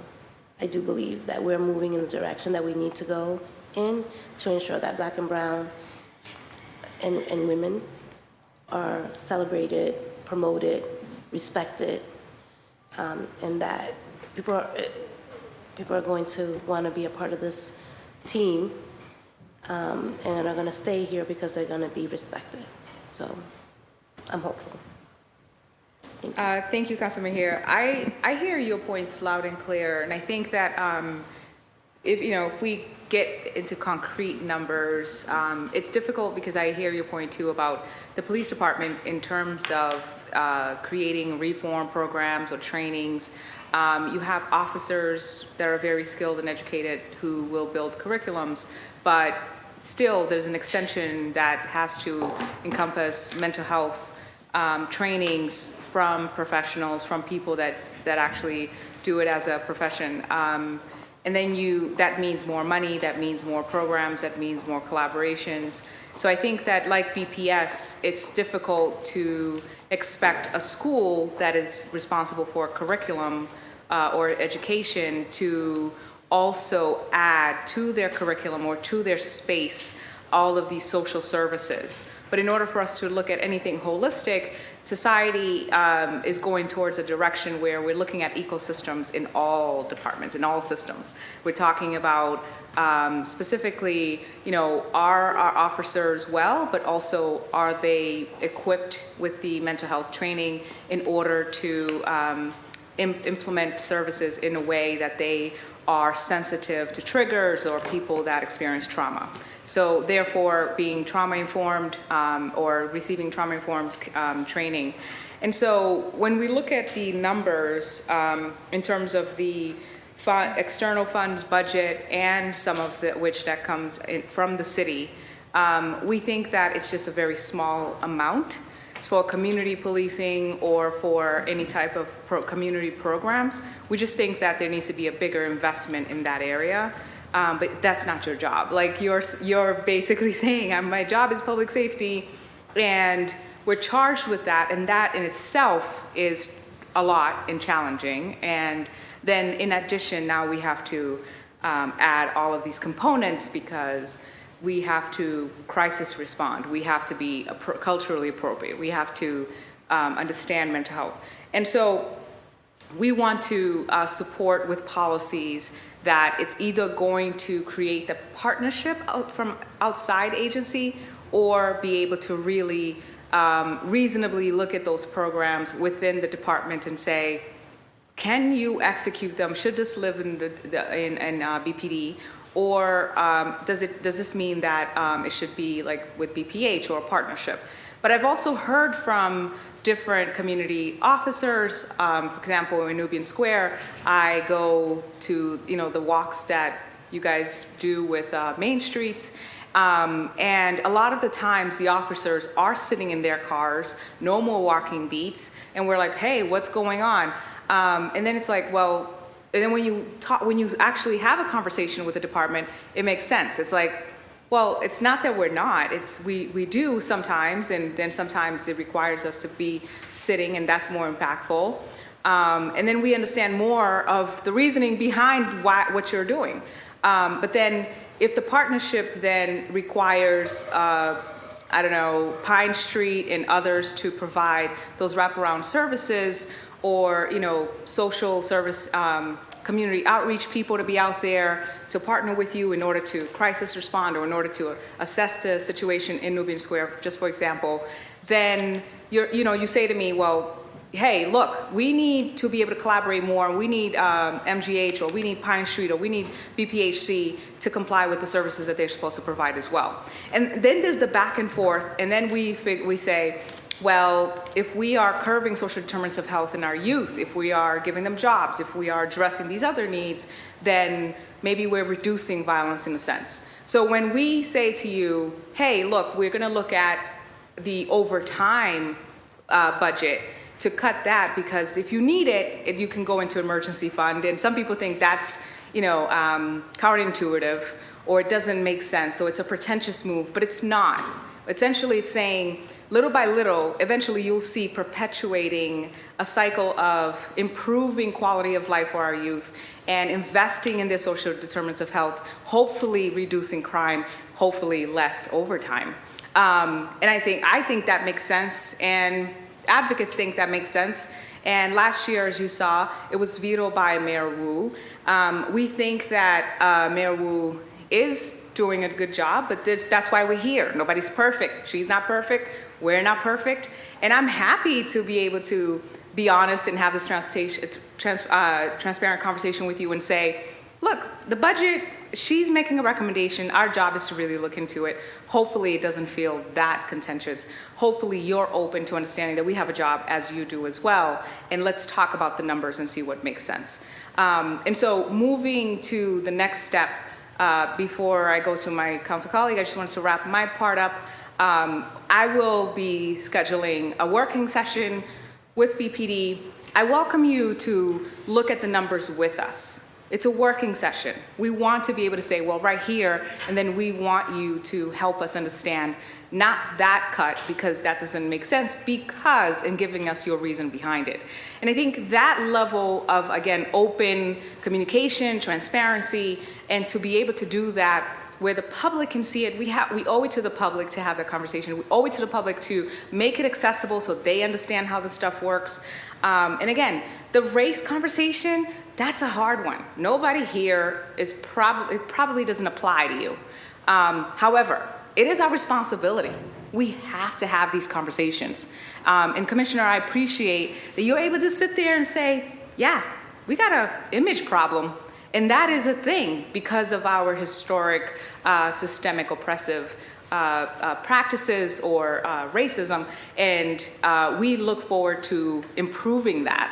And nonetheless, we are here and we have a job to do. So again, appreciate that this hopefully is an improved conversation, and we look forward to the working session. Councilor Arroyo, you have the floor. We are here till 5 o'clock, not encouraging you to go all the way to 5 o'clock. I'm not going to take 20 minutes. Okay. But I appreciate that. So first off, thank you. I know my questions are often a little bit more complicated in that they have layers, and we have 5 minutes here, and it makes it really difficult. But I put them there so that you understand what I'm trying to look at and why I hope that they give you a sense of what I'm looking at and why I'm looking at these things. And so the sort of final sort of piece to this is internal affairs. And, I was brought a stack. The latest one is very recent. I mean, it's April 8th, 2023. And there's some concerning aspects that have been a long-held feature of internal affairs at the Boston Police Department. And some of the data that they have here is for cases opened and completed between 2010 and May 2022, the average investigation took 2 years and 2 months. Some take a lot longer. More than 400 cases languished for 4 or more years. And during that stretch, the oldest case still pending was opened on February 10th, 2010. So it's a decade old at this point, the oldest open case in internal affairs.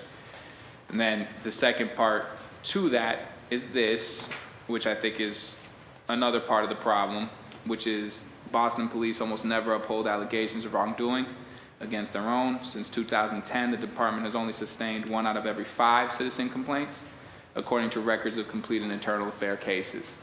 And so I've had a variation of questions with folks in the past at different budget hearings, and I've heard all kinds of things like, well, we underinvest in internal affairs, and so the reason that internal affair cases take so long is that we just don't have enough staff to do internal affair cases, which is kind of troubling that y'all, like, that's a lot of internal affair cases. And so the question is, how many people do you currently have on staff at the Boston Police Department to conduct these internal affair cases in sort of a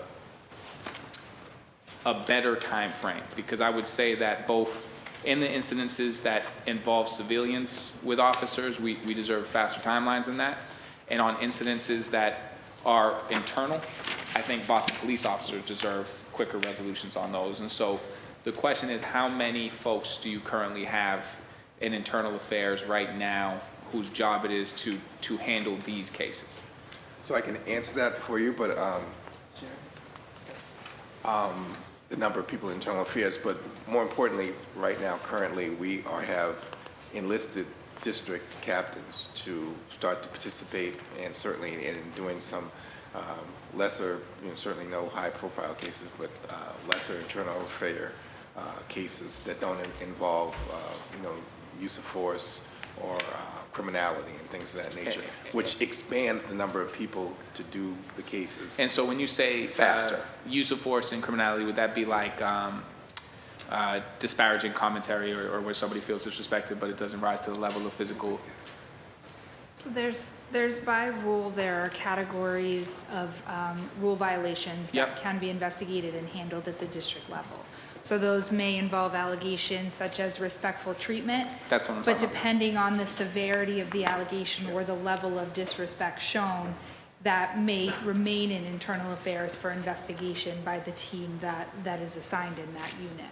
Understood. And I guess the question I would ask is, are we asking district captains to do this with folks who serve under them, or are we trying to create barriers where we don't necessarily have conflicts of interest from a relationship standpoint? No, so which might be incredibly difficult to begin with. But yeah, so when you work in an organization for a long period of time, you know everybody. Yes, so that's exactly, not an issue. But the fact is, if you're a supervisor, that's your role and job, is to address these issues. And so we're trying to spread it out that way in a lot of ways. But we've done a few things certainly to help expedite some of these cases, whether it's the commitment of resources in the initial beginning to make sure we get it done.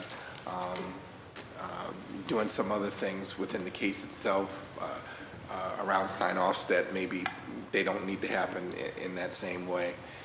So we are addressing the timeliness of some of those cases. So I guess the question I would have for you is opening up the door for district captains to handle some of these matters. Is that a new feature? Or is that something that always has been there? Or is that something that has existed in the past? It's something that existed in the past, but somehow it went away. It stopped.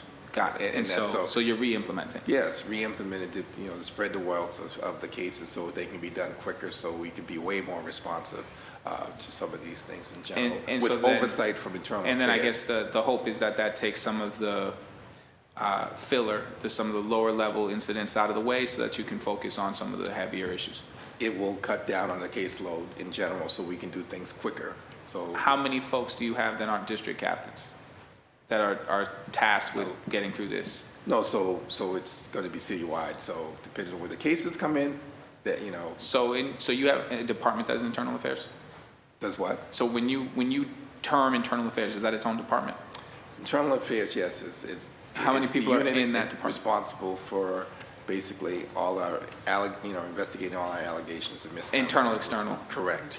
And so how many people are in there? Yes, sir. Currently, we have 9 sergeant detectives. 9 sergeant detectives. And how is that reflective, I guess, for me?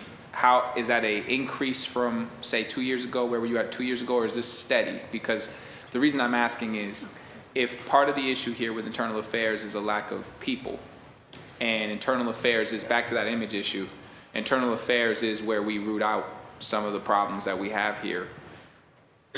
it behooves everybody to make some investments in internal affairs that get us to results in a more timely fashion. And we are making investments in internal affairs. And investments could be just our management practices around some things and investigations. I will. And so that is occurring as we speak. You know, there's no doubt about that, and investments in the unit. If your question is about how many people are we going to actually put into the unit itself, that's a different category that if we think we need to, we will add more to it. But right now, by dispersing out the caseload, I think that will go a long way to expediting all cases across the board. How recently was that decision made? How long have captains been starting to do that? I would say probably about the last 3 months. Yeah. So it's relatively recent. Yeah. So it's too recent really to get a sense of how that's helped with the case flow. I look forward to hearing an update on that at a future date when we don't have such a small sample size. Counselor, if I may, just for clarity too. Absolutely. In addition to the 9 sergeants or sergeant detectives that you have in internal affairs, you also have 3 lieutenants, or it's a combination of lieutenants and lieutenant detectives. You also have a deputy superintendent. So that brings you up to about 13. You've got 12 people, plus a deputy superintendent, and then under this new system, a bunch of captains. A bunch of captains. Okay, and so that's a numerical term, a bunch of captains. And so when we're talking about this, I think it goes back to, I think for officers it's important to have timely answers to these kinds of things. I wouldn't want something hanging over my head for 2-4 years. And I think for the public, it's good that we get these right in a timely fashion. And I would just say that the one that I personally would like to see handled, because I think it deals with other issues that we would like to deal with, is the one that you currently have going, the court overtime probe that you currently have going, that has been there for at least, I think we're now going on 3 years, involves a number of people. And I would just say that the scope of that is actually, in my opinion, quite large. And what I mean by that is the overlapping officers who have had, and for folks here who aren't familiar with it, is a situation where the court overtime records and police records show that some people are at the same place at the same time. I'll get into this a little bit.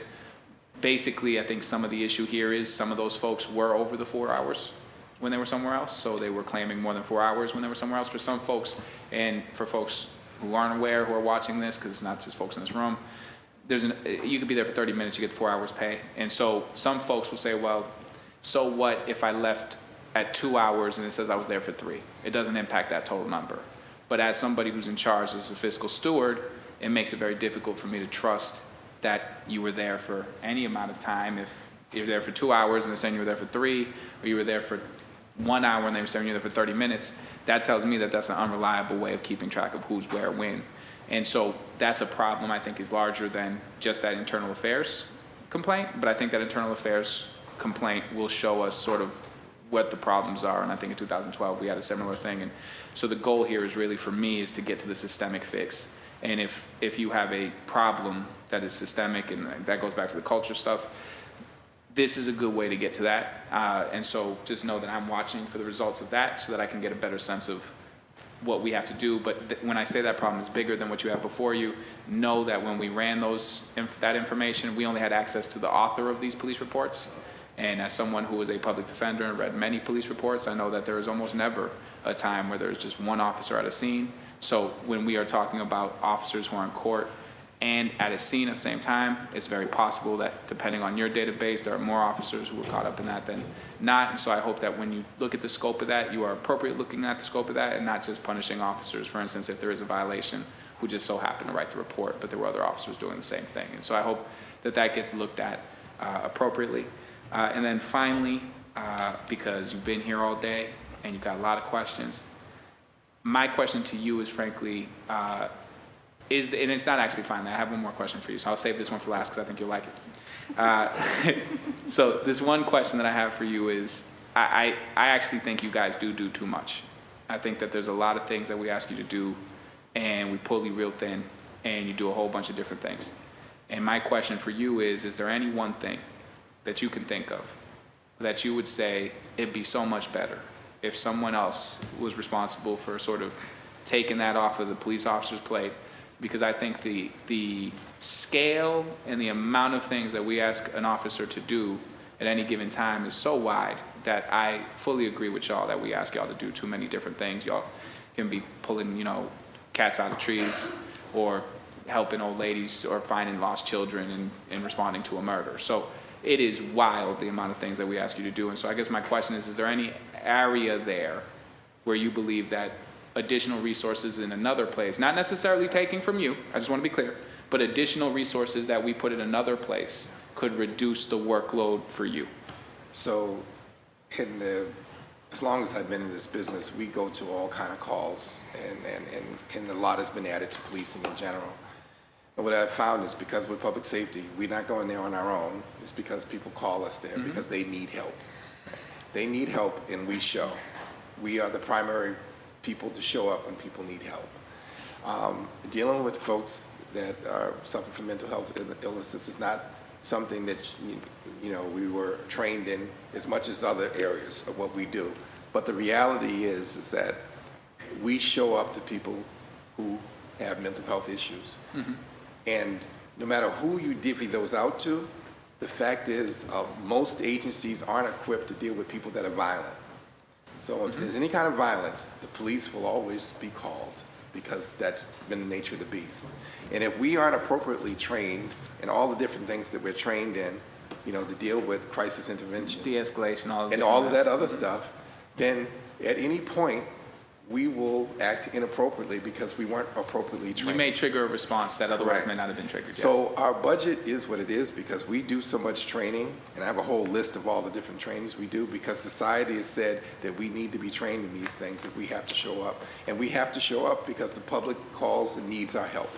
Yes, right? I agree. And so is there things I agree, that that's why you're showing up. Is there places and things that we probably say, oh, we prefer not to. But the reality is, we are the entity to show up when people call for help. Yeah, and so I guess we always need to invest. So what I guess in I'm ourselves to hearing make is sure that we any show up investments in appropriately. mental health would be welcomed by BPD. Yeah, I'm in sure there's part- other areas, but what I'm hearing is where you are seeing, or perhaps not what you are seeing, I don't want to put words in your mouth. In terms of the additional duties that officers are sort of taking on, when it comes to mental trauma or mental breakdowns or sort of that aspect of this work, if there was a way we could give more resources to that field, and I'm not talking about taking them from you, I'm just saying if there was a way we could give more in the city to addressing mental health in general, that may reduce your workload in a way that would be welcome. We would welcome a reduction in workload, but the reality is that usually when people are calling us, it's because they are afraid and they're fear of their life in some way, shape, or form. I would say that usually, I would not say always. I think we have real issues where there are sometimes racial responses to why people are called. Somebody looks different in my neighborhood, and they might not look different one way or the other. We've seen police officers weaponized in that way, and I think police officers themselves dislike being weaponized in that way. So I understand that the main calls are usually because I'm in need and I have help.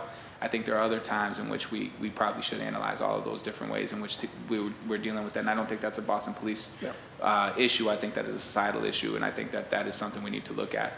I agree wholeheartedly with what you're saying, but I also want to put out another point. Perception is a thing. And back to police part, right? Right now there's a perception that we're not perfect. There's no doubt about that because there's no humans that are. Nobody is. But the reality is that we're here to do good, and that's our primary purpose. And for the most part, that is primarily what we do.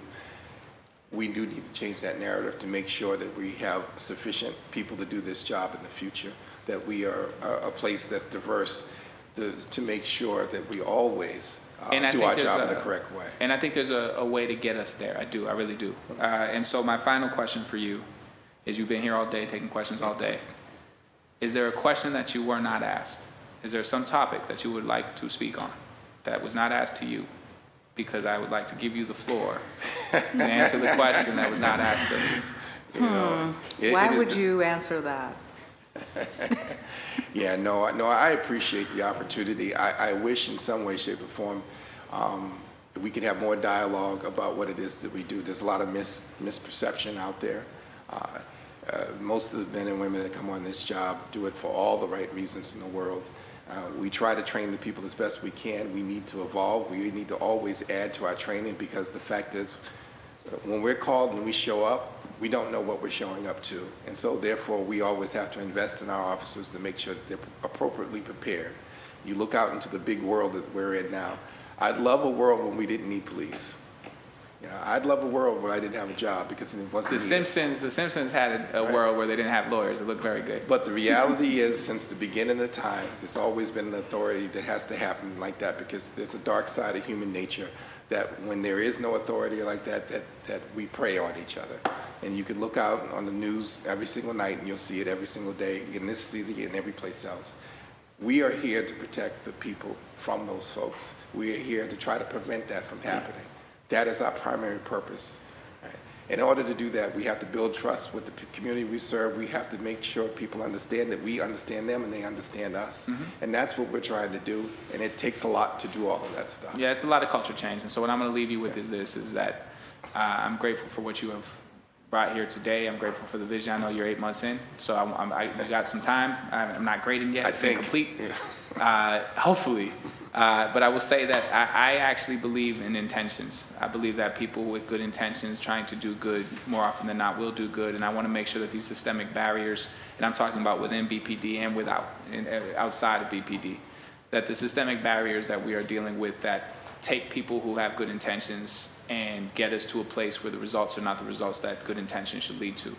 I think most of y'all, almost all of y'all, want to do very good. And I think the same way where I look at individuals who are committing criminality in some other aspect, and I say there's some aspect of their life that is impacting that. I think that's true for officers as well. If they do, you know, we just recently had the conviction of the gift cards and all of that, and I don't want to get into all of that, but obviously there's something there. There was something there. And I think when we're talking about officers or people, they're all people.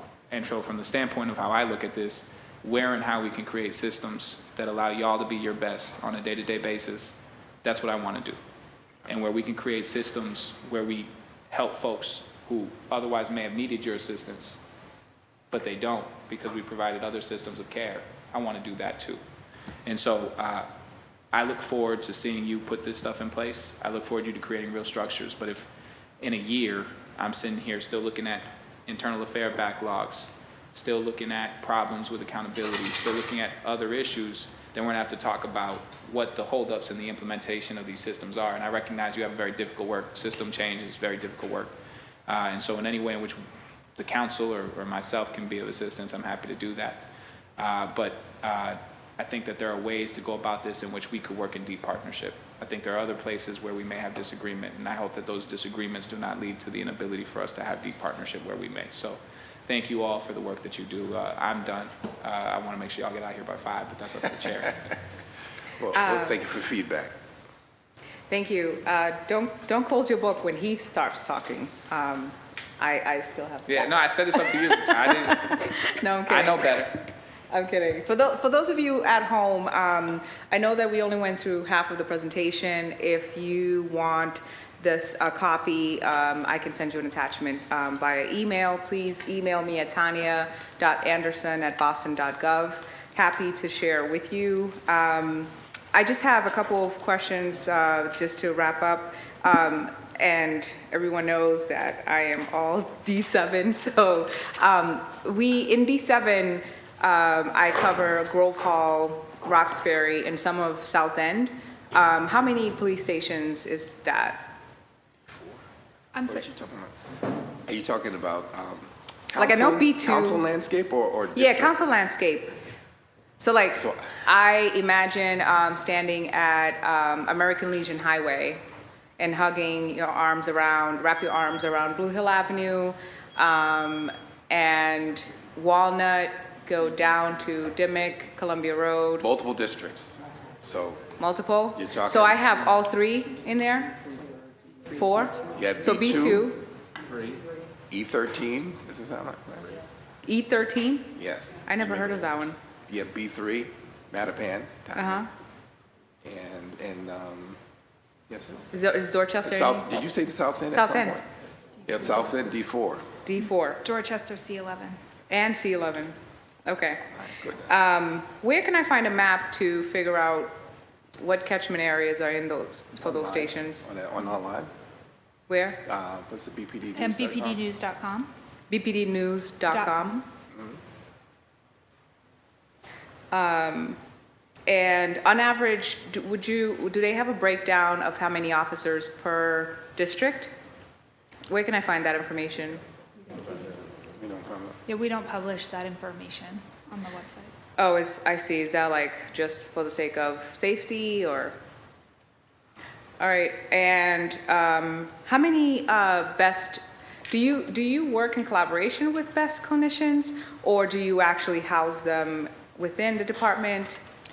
Best clinicians are contracted through Boston Medical Center. Oh, still through Boston Medical? Yes. Okay. And please. Yes, the best clinicians are within the district stations and the specialized units, and they do, we do a co-response model, so they do go out with officers. Okay, thank you.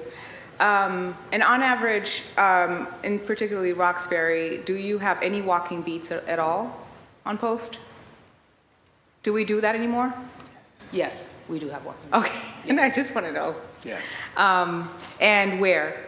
Can I provide you with that it? to Yes, me, please? I can. And sorry, quickly, just sorry, I know I'm trying to wrap it up to a key six my word. And as far as community policing, I don't know if we need additional folks to come down, but what exactly does that look like? Does that encompass programs with youth, or what are we doing in terms of building relationships with youth? It covers all the above. We have multiple programs. Community engagement has several signature programs. The academy has a teen academy there. We work with youth in so many different ways that maybe that's offline. Maybe we could talk about it and tell you about some of our programs that we have in general. I think there's a school meeting tomorrow. I think there's a segment I'll talk about that then too as well. Yes. Okay, great. I guess the reason the budget for community policing just seems really small, and I'm just wondering about the different programs that you offer. So we offer quite a few, but community policing is what I said before. It's about building trust, and you can build trust in many different ways. And working with kids is one way, and treating people in a procedurally just way is also always another way. There's so many different ways to build trust. I can't even enumerate them all now, but you put them all together, and when we're putting the public first, and we talk about it and we're intentional, that is community policing together. Right? So community policing is a theme, it's a philosophy about how we go about doing things with the public. And it doesn't cost money to do that. Sometimes it's about what you do daily when your interactions with the public. Are you intentional about that? Is there someone here that can speak to in terms of what a day in community policing will look like, so I can get an idea of what program you offer? What was the question? Can I ask are you referencing community policing or the Community Engagement Bureau specifically? Community Engagement Bureau and community policing, how are you working on building relationships with community? And what type of programs do you offer when you speak about engaging youth and building relationships with community?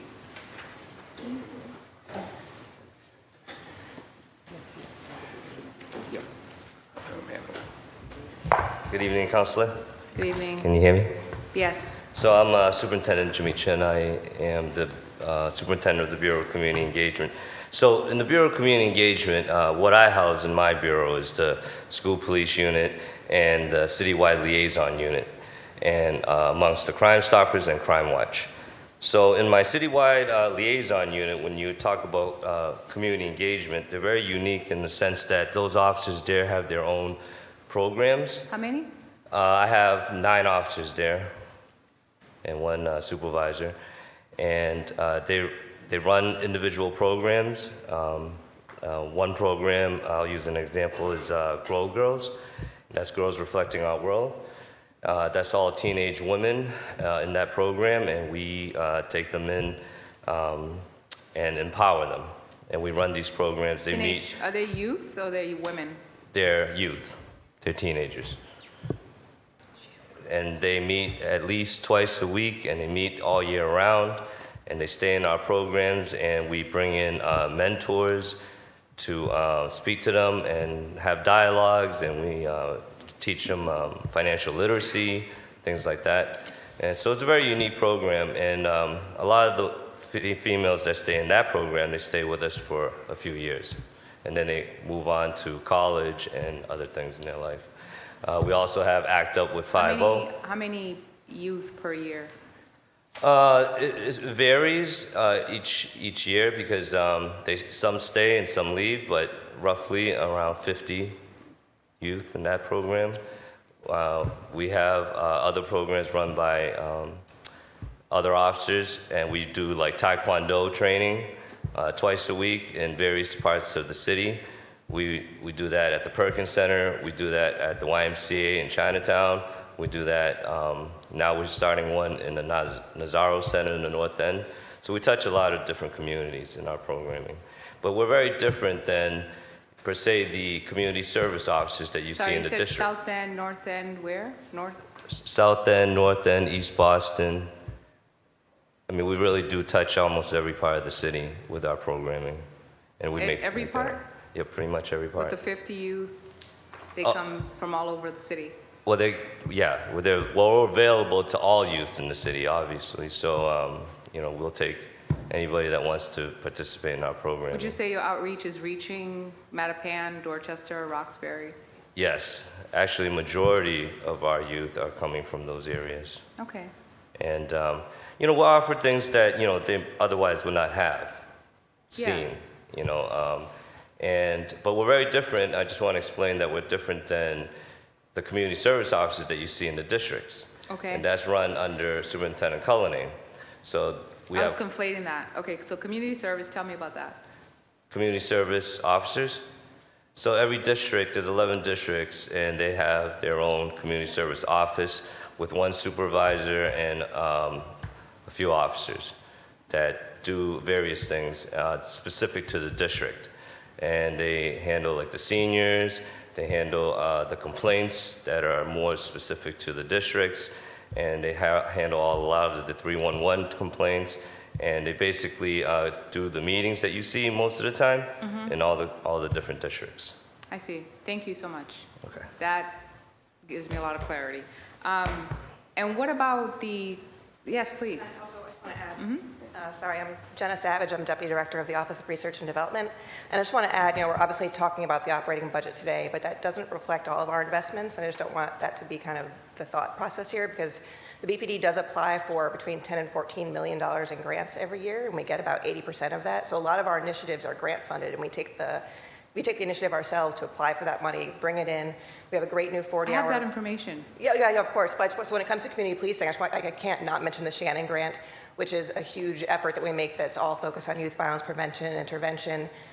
So, I truly do think community policing is throughout our entire police department. We do have one bureau, obviously, it's called the Bureau of Community Engagement, but I would say that every officer does focus on community policing, and we do get grant funds that help support that throughout the city. So I just wanted to mention that I just don't want the operating budget investment to reflect how come it's only this much when we bring in a lot of external funding to help with it as well. 14 million. We apply for about 14 million a year. We get about 9, 10 million. Okay. Yeah, that sounds great. Yep. Thank you so much. Of course. Can you walk me through crisis response in terms of, that it's a mental health thing, or if you're being told, can you walk me through what happens step by step? The call comes in and you're being told that someone is experiencing a mental health issue. It's not identified yet whether or not they're homicidal or suicidal, but you know that there may be a threat. But it could be potentially a mental health crisis issue. Walk me through what the officers are supposed to do. Well, every situation is certainly different. So during the day and the first half shift, that's when we have that co-response model. And so if that type of call comes in, that information is communicated to not only the officer that's responding, but also the clinician that's working, and it's master level clinicians, and they will respond to that call together. Bearing in mind that safety is paramount, so if it's a situation where there are safety risks, we always take those things into account. But generally, they get the same information that we have. They have access to the same information that we have. So any information that's communicated via our CAD system is also viewed by the officer as well as the clinician, and the determinations as to how to respond to that call will take place after they've had some communication and they're on scene and they're able to assess that situation. So I can't really give you kind of a blanket statement because it's really gonna be dependent upon the totality of the circumstances that they're dealing with. May I also, on that same note, we do offer a 40-hour crisis intervention team training that we are attempting to deploy department-wide. That is something that is fully grant-funded through the Department of Mental Health, one of our partners. And it covers a variety of topics from mood and anxiety disorders, psychosis, personality disorders, youth mental health, and trauma. The list goes on, but I think, Madam Chair, it was you that mentioned earlier about partnering with our experts in the field to provide these trainings. And those modules are taught by a combination of sworn BPD officers as well as our partners from the BEST program, the Department of Mental Health, Boston Medical Center, St. Anthony Shrine, the Department of Developmental Services, the Boston Vet Center, Mass General Hospital, Mass Mental Health Center, Inspectional Services, and the Age Strong Commission. So there is that partnership in education that is currently being deployed in the department to help our officers be better equipped when they respond to these situations. And there have been 6 trainings this year, and we've trained over 100 officers. Thank you. I used to work with dual diagnosis clients, and there have been times where I have to call an officer to go with me. Or I've also worked in partnership with BEST in terms of providing home-based therapeutic services. And there are times where if I'm going to call BEST, I have to call the police and then sort of triage the situation outside of the home, and then sort of create a plan of entry, like what are we going to do, like next steps, and then go in. So I'm very familiar because I worked about a decade in mental health field, and just really interested in understanding what exists, because as you can see, more than just the youth that is here, but a lot of advocates are suggesting services, and when you look at you've done a great job in bringing in the $9,463,000 and some change in grants and outside funds, and that's commendable. And I just think that it's not necessarily that I don't believe that it belongs in the police department in terms, or it's not your responsibility to have all of these additional services, but rather if it's a collaboration and you need the staff or the capacity to be able to build those partnerships, then the funding should go to those support services so that officers are feeling safe with their own mental health and self-care, but also I do feel that it's not always a clinician responding to the cases. I think that we need officers that also has to respond to the cases, but really wanted to understand what those procedures are. And it's intense. Sometimes there's been, for example, a quick story. I had a couple of foster daughters, and they were in severe situations. And when there's no time, like between the time that the police arrives and the clinician and BEST team and police and everybody else, like everything happens so quickly. And so it's easy for us to sit here and say, oh, this is what's supposed to happen. But in the actual situation, in the clinician shoes and as a foster parent, right, in the family standpoint, I do understand that we have some work to do to figure that out, because everyone's safety is at risk. So I hope you can appreciate the last minute sort of questions, because when I do look at the numbers, the recommendations that I make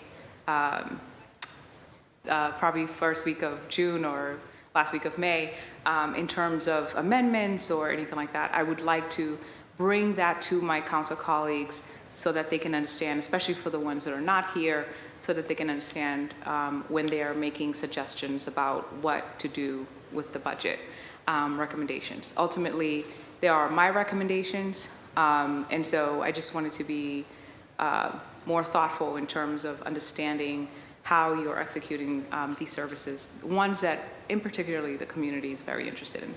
I'd also like to add that the clinicians also follow up, so it's not just in the immediacy of a call. They're also able to follow up with the individual or the family and assist them in accessing services. So I think that that's an important piece too. So even in the night, in the overnight hours, if no one's there to respond with an officer, they're able to make those referrals and ensure that those individuals have access to services. Yeah, I appreciate that. I just think you don't have enough clinicians. And I also think that the additional services that should come outside of the police department is not necessarily doing everything that they should be doing. A lot of these sort of mental health, everyone is sort of anxiety induced at this point. Like COVID is highly underestimated, I think. And folks are dealing with a lot of just anxiety and issues. These so-called mental health, everyone's like mental health, wraparound services, because we just throw these jargons around. But a lot of these services are just not being executed properly. So it's the result is not just saying mental health, but looking at quality control in terms of how we're executing them, because some of these clinicians are going into people's homes and spending 15 minutes with kids and harshly diagnosing or misdiagnosing, and then there's lack of follow-up and then back into the system. And so it's a pipeline that I think needs to be looked at outside of your scope, but just thought I'd share that and say it's just so many systems that are broken, right? Like we can talk about DCF all day, we can talk about mental health field all day, but in connection to the police department, I don't think that it's necessarily the police department to fix it. I think it's an entire system of all of these services that we need to look at and how to work together. If you don't have any final comments in closing, I thank you so much for being patient with this process. We do not have another hearing scheduled. Counselors may ask for you to send a representative, just a financial person specifically that can speak to programming, to attend our working session. We encourage you to attend any other hearing that you've been invited to. Obviously, it's how you're working with the other departments, and any public testimony that you've been invited to. We are looking forward to that conversation as well. I leave the floor open for any comments. I'll be back tomorrow. All right. Yes, policing or community. Yes, please. You may. Policing in school is like a big topic. Folks asked that you were present, so hopefully you enjoy that seat. It's not very comfortable. For those of you up there, just so you know, these seats over here are much more comfortable on this side, so we good? All right, thank you so much. This hearing is adjourned. Thank you. Thank you.